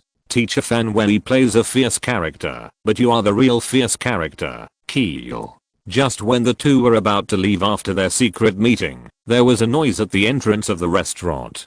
Several naughty children who didn't care about the public place walked into the restaurant with loud laughter. What made Toyama Tobi's eyes jump was that he heard three very recognizable children's voices. Two boys and one girl. One sounded like a little lolly, one sounded like a glutton, and the other sounded like a two-timing pretender. Toyama Tobi looked back and saw the beige trio and their butt wiping specialist Conan at the door. Among the four elementary school students, there was also an adult standing out from the crowd, constantly bowing and apologizing to the people in the restaurant. Huh. Mizuno Rina let out a light exclamation. Why, do you know that unlucky adult? Toyama Tobi asked curiously. Conan knew Mizuno Rina, but it was the first time he had seen the adult Toyama Tobi next to him. That woman. It seems to be the lead singer of the 2mix group who will hold a concert in Tokyo Budokan today, Toyama Minami. Yeah? Sister Minami? Is this the voice actor reflecting reality? Of course, Toyama Tobi would not be surprised if any kind of person appeared next to the freebie trio. Considering that they are now in a restaurant, Toyama Tobi looked at the adult with sympathy. This unlucky wallet is going to bleed a lot today. Why don't you do something else? You have to treat the freebie group to a meal? Such a big glutton is standing straight. Can't you see it? Hey, that big star is miserable today. Toyama Tobi smiled and looked at Toyama Minami, who was looking through her wallet with a pale face. It is said that the little boy eats the old man out of money. Koja Magenta alone can at least eat as much as 3, 4, or 5 adults. If this kid is in good condition, this appetite can continue to increase. Different from Toyama Tobi's gloating, Mizuno Rina, with her intuition as a media person for many years, was sensitive to the fact that Toyama Minami appeared alone in this restaurant, which was a bit strange. 2mix's concert would be held in a few hours. At this time, Toyama Minami, as the lead singer, still had the mind to treat children to a meal in the restaurant, and it seemed that they had just met not long ago. Sensing the taste of big news, Mizuno Rina whispered to Toyama Tobi, "I'll go call my colleagues at the station." Then she hurriedly got up and walked to the public phone in the restaurant. When she saw Toyama Minami, Toyama Tobi recalled the plot. Without any surprise, Toyama Minami, who randomly fell beside Conan, was chosen to become the unlucky victim. Fortunately, this time Conan gave his voice actor face and did not directly kill one of the group. Instead, he let them experience a thrilling kidnapping case. Of course, although Conan gave face, he did not give much, so Toyama Minami and Nagano Shiina were the hostages of this kidnapping case, while Rina Mizuno used a payphone to contact her colleagues at the station. One of the kidnappers in this incident had quietly stood near Rina Mizuno, waiting for Rina Mizuno to end the call. Conan was concentrating on listening to the tape that was said to have attracted threatening calls and didn't notice Toyama Tobi's girlfriend at all. His sixth sense, which was sometimes effective and sometimes not, didn't remind him this time. Toyama Tobi thought for a moment, then stood up with a smile and quietly came to the side of the kidnapper. "Hey, buddy, it's not good to stand so close to a girl when she's on the phone, right? If you're listening to this novel on a channel other than Fanfic World, it means they downloaded and uploaded it without effort. We cordially invite you to visit our channel, Mundo Fanfic Novelos. There you'll find the original version of this story and you can explore many other novels of various genres. We're waiting for you to immerse yourself in a world of incredible novels." Chapter 224, A Man of Distinction, Colonel version. The kidnapper in the restaurant had a mustache, black sunglasses, a knitted hat, and a long grey scarf around his neck. He was wearing a dark green long windbreaker, and he looked like someone who was not easy to mess with. High blurry image quality, this was indeed the case. But at this moment, the kidnapper didn't dare to move at all, because when Toyama Tobi was talking to him, he clearly felt that a hard object was pressed against his waist. Miyahara Satoshi was also a veteran in the robbery industry in Bika Town. In Bika Town, robbery without weapons is not possible, especially since Miyahara Satoshi used to work in bank and jewelry store robberies. He even shot and killed an accomplice himself near the new year. His sensitivity to firearms is undoubtedly far superior to others. Of course, in general, the hard object against the waist is not necessarily the muzzle of a gun, but may also be a pen, a finger, a carrot, or even a fresh and delicious crisp cucumber with thorns on the top. But Miyahara Satoshi didn't dare to gamble. If the strange boy really had a gun in his hand, he might have to sacrifice his 2 kidneys if he resisted. Don't look at Miyahara Satoshi's quick and decisive actions when he killed his accomplices without any hesitation. But in fact, he cherishes his life very much. Mizuno Rina, who was on the phone, heard the voice of Toyama Tobi and looked back. When she saw Toyama Tobi's movements, she subconsciously raised her eyebrows. Isn't this a standard hidden coercion posture in public? Mizuno Rina looked Miyahara Satoshi up and down. Although she didn't know why Toyama Tobi wanted to restrain this man, she didn't show any surprise. In some movies and TV series where the director or screenwriter is stupid, there are often those stupid teammates who have no eyes and shout out how many people have paid. Even so, there are even stupid fans who come out to say that this is true nature. Teammates like Mizuno Rina are the kind of teammates that make people worry less. Partners should advance and retreat together. Although it is unclear about Toyama Tobi's purpose, it does not prevent Mizuno Rina from cooperating with Toyama Tobi here. Shall we go? I've already contacted my colleagues at the station. Mizuno Rina whispered to Toyama Tobi.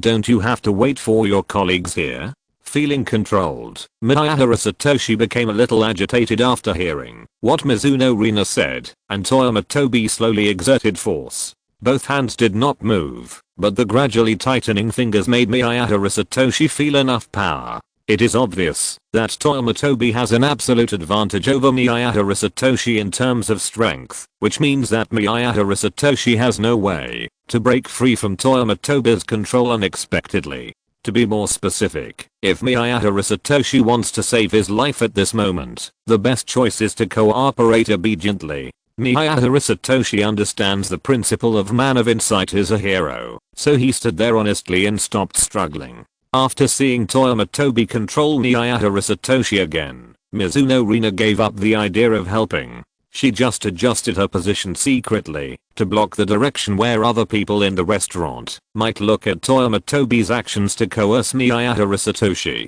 No need, I just do them a favor. It's their ability to shoot big news. Even if they can't, they should remember my favor. Mizuno Shirina was an undercover agent and never had any idea of shining in the media industry. Although she acted as if she was willing to shed her last drop of blood for Nichimi TV and the TV station, no one would really take the things in the workplace seriously, right? How many people took even a bite of the pie that the boss painted for you? At work, if you do a few favors to those who are worth it from time to time, won't you have more and more friends? No matter where you fight, the more friends you make, and the fewer enemies you make, the harder truth is. Toyama Tobi nodded when he heard this, then pushed Miyahara Satoshi and motioned him to follow. Old buddy, it's been a long time since we last met. Let's go out and reminisce. Toyama Tobi laughed and said in a normal voice. There happened to be a waiter standing next to Toyama Tobi and the others. After hearing what Toyama Tobi said, he smiled and bowed to see them out. Just as Toyama Tobi and the others were leaving, Mitsuhiko Tsuburaya was just bored and looked around. He saw Toyama Tobi pulling Miyahara Satoshi out. Mitsuhiko Tsuburaya was just about to use the characteristics of the freebie group to ruin Toyama Tobi's plan, but then he was frightened by Toyama Tobi's rather sinister eyes. When looking at Mitsuhiko Tsuburaya, Toyama Tobi secretly said that it was not good. The freebie group has always been more of a failure than a success. An event with a difficulty of 1 would instantly become a difficulty of 5, as long as they joined. Then, with their skilled freebie skills, the difficulty would be turned into 9. Finally, it was only with Conan's super performance that he was able to turn the tide and solve the incident. Toyama Tobi knew very well that, if the pockmarked little ghost shouted, it would be impossible to take the person away as easily as it is now. So he immediately glared at Mitsuhiko Tsuburaya with murderous intent. The murderous look is actually very easy to act. Toyama Tobi only needs to think about the look in his eyes when he was a human. Not surprisingly, the coward Mitsuhiko Tsuburaya was frightened by Toyama Tobi's eyes. This is also thanks to the fact that Toyama Tobi has laid a good foundation in the hearts of the white team. Otherwise, with the image of an adult with no dignity like Takayama Minami, the white team would have to teach her on the spot what it means to be arrogant. Mitsuhiko Tsuburaya didn't stop trembling instinctively until Toyama Tobi left the restaurant. Finally, his fearful expression was noticed by the other 2 members of the white team and attracted a lot of concern. Conan, who was immersed in the world of reasoning, finally raised his head and listened to Mitsuhiko Tsuburaya stuttering for a long time before realizing that Mitsuhiko Tsuburaya had just seen Toyama Tobi. Mitsuhiko, did you just say that brother Toyama wants to kill you? Toyama, there seems to be a car following us. Because 2mix is going to hold a concert at the Tokyo Budokan today, there are many spectators waiting to enter nearby. Toyama Tobi has never found a suitable place to have a long talk with the kidnapper on his hands. He knows that the kidnapper still has an accomplice who has not been killed. The accomplice has the keyboard player of the 2 mix group, Nagano Shiina. He hasn't been in touch with Takagi and Officer Sato for a while recently, and Toyama Tobi originally wanted to give them a meeting gift. He wanted to find a remote place to interrogate Nagano Shiina and the kidnapper's accomplice where they are. But now from what Rina Mizunashi said, it seems that the kidnapper's accomplice has come to the door himself. I don't know whether your luck is good or bad, but I still have to congratulate you, because your accomplice knows how to deal with the situation. So you are spared a painful beating. After saying this, Yuan Shenfei strangled the kidnapper's neck and did not let go until the kidnapper lost consciousness, allowing the kidnapper's body to fall freely to the ground. Chapter 225 Don't come over here. After leaving Mizunashi Rina to stare at the unlucky kidnapper, Toyama Tobi walked out of the woods leisurely. As soon as he walked out, he noticed a van parked on the side of the road. The van was covered with dark glass film, making it impossible to see what was inside the car. Toyama Tobi walked slowly to the back door of the van and simply knocked on the glass a few times. As the back door of the van was slowly opened, Toyama Tobi saw the specific situation inside the car. Nagano Shiina, the keyboard player of the 2009 group, was tied up and laid on the back seat. The bruises on his face and the wounds at the corners of his mouth showed that he did not receive any preferential treatment because of his status as a big star. After being kidnapped today, not only Nagano Shiina was in the car, but there was also another kidnapper from the kidnapping gang. Miyahara Satoshi's accomplice looked very nervous at this moment. Although he opened the car door, he pulled Nagano Shiina up and pointed a gun at Nagano Shiina.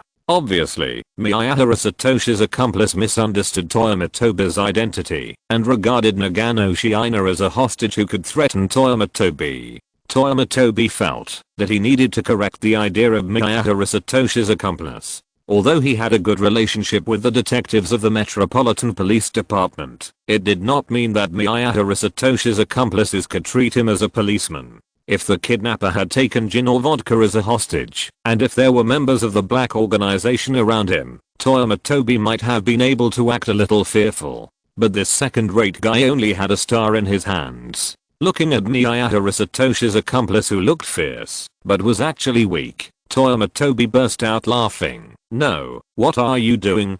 Do you think I'm a policeman? Your accomplice is sleeping in the woods right now. Shouldn't you, as a subordinate, go and deliver bedding to the boss? The hand of the kidnapper's accomplice holding the gun was shaking nervously. Toyama Tobi suspected that, if this guy continued to tremble like this, he might accidentally fire the gun later. From the perspective of Toyama Tobi, I just felt that the accomplice that Miyahara Satoshi found was a little too cowardly. He, Toyama Tobi, was just an ordinary resident of Bika. Why did the kidnapper tremble after seeing him? The black thing in his hand was not a fire stick. It was the first time that Toyama Tobi saw a man with a gun being scared by an empty-handed man. But when we shift our perspective to the kidnapper, his fear now seems to be much easier to explain. The kidnapper in the van, like Miyahara Satoshi, is also an old man in the robbery industry in Bika town. The difference between him and Miyahara Satoshi is that Miyahara Satoshi is the leader of the gang of 3 people. He is the younger brother of the gang. There is nothing wrong with being a younger brother. You don't need to make the robbery plan yourself, and you don't need to find the guys you need for the robbery yourself. As long as you follow Miyahara Satoshi's requirements, he will do whatever Miyahara Satoshi says. He will have a share of the gains after the robbery. Although this share cannot guarantee that he will be rich and powerful, it is still possible to be free and easy until their next action. This kind of life lasted for a while, and his life suddenly changed. Another member of the gang seemed to be ready to quit. It is understandable that they want to quit after working in their line of work for a long time. The reason why he didn't want to go ashore was that he hadn't earned enough money to go ashore. Let's just quit. Originally, he and Miyahara Satoshi didn't take it seriously until the last member of the gang didn't know what was going on and insisted on turning himself in, and even persuaded them to turn themselves in.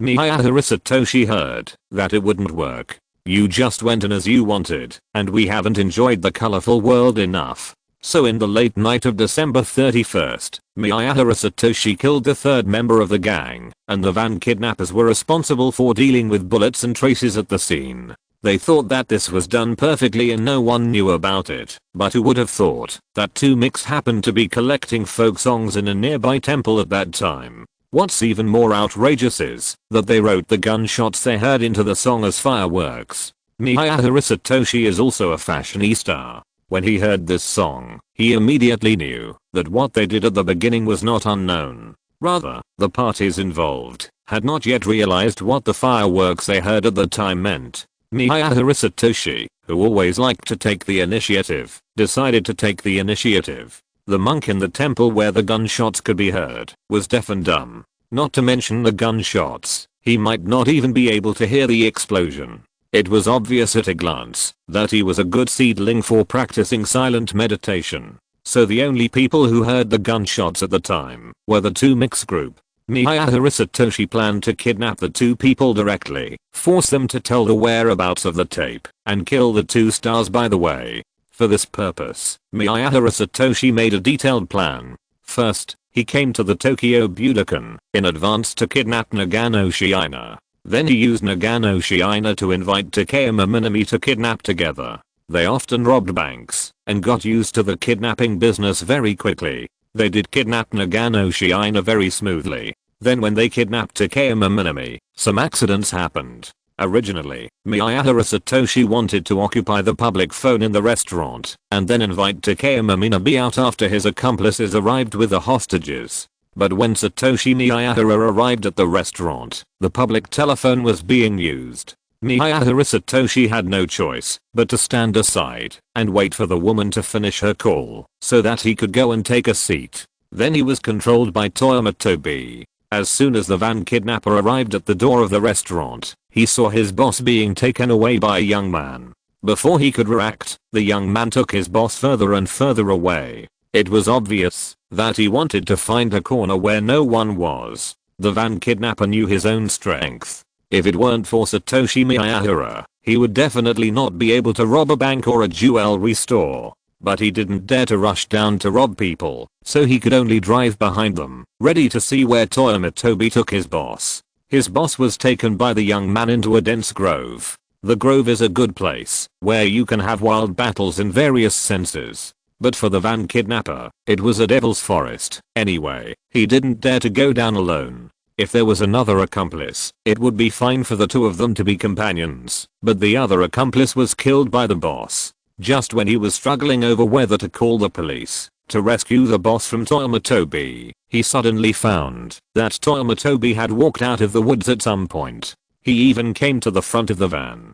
To be honest, he was very panicked now, and even when Toyama Tobi knocked on the door, he subconsciously grabbed Nagano Shiina as a hostage. Just this action made him ridiculed by Toyama Tobi from the bottom of his heart. Realizing that if he continued to drag it on, not only would the boss be in danger, but he would probably be in trouble too, the van robber made up his mind and pulled the hammer with his thumb. End of this chapter. Thank you very much for reaching the end. Don't forget to like. Looking for more exclusive content and immediate access? Subscribe to our Patreon. Remember, every like, subscription, or donation encourages us to continue. Thanks to everyone. See you in the next video.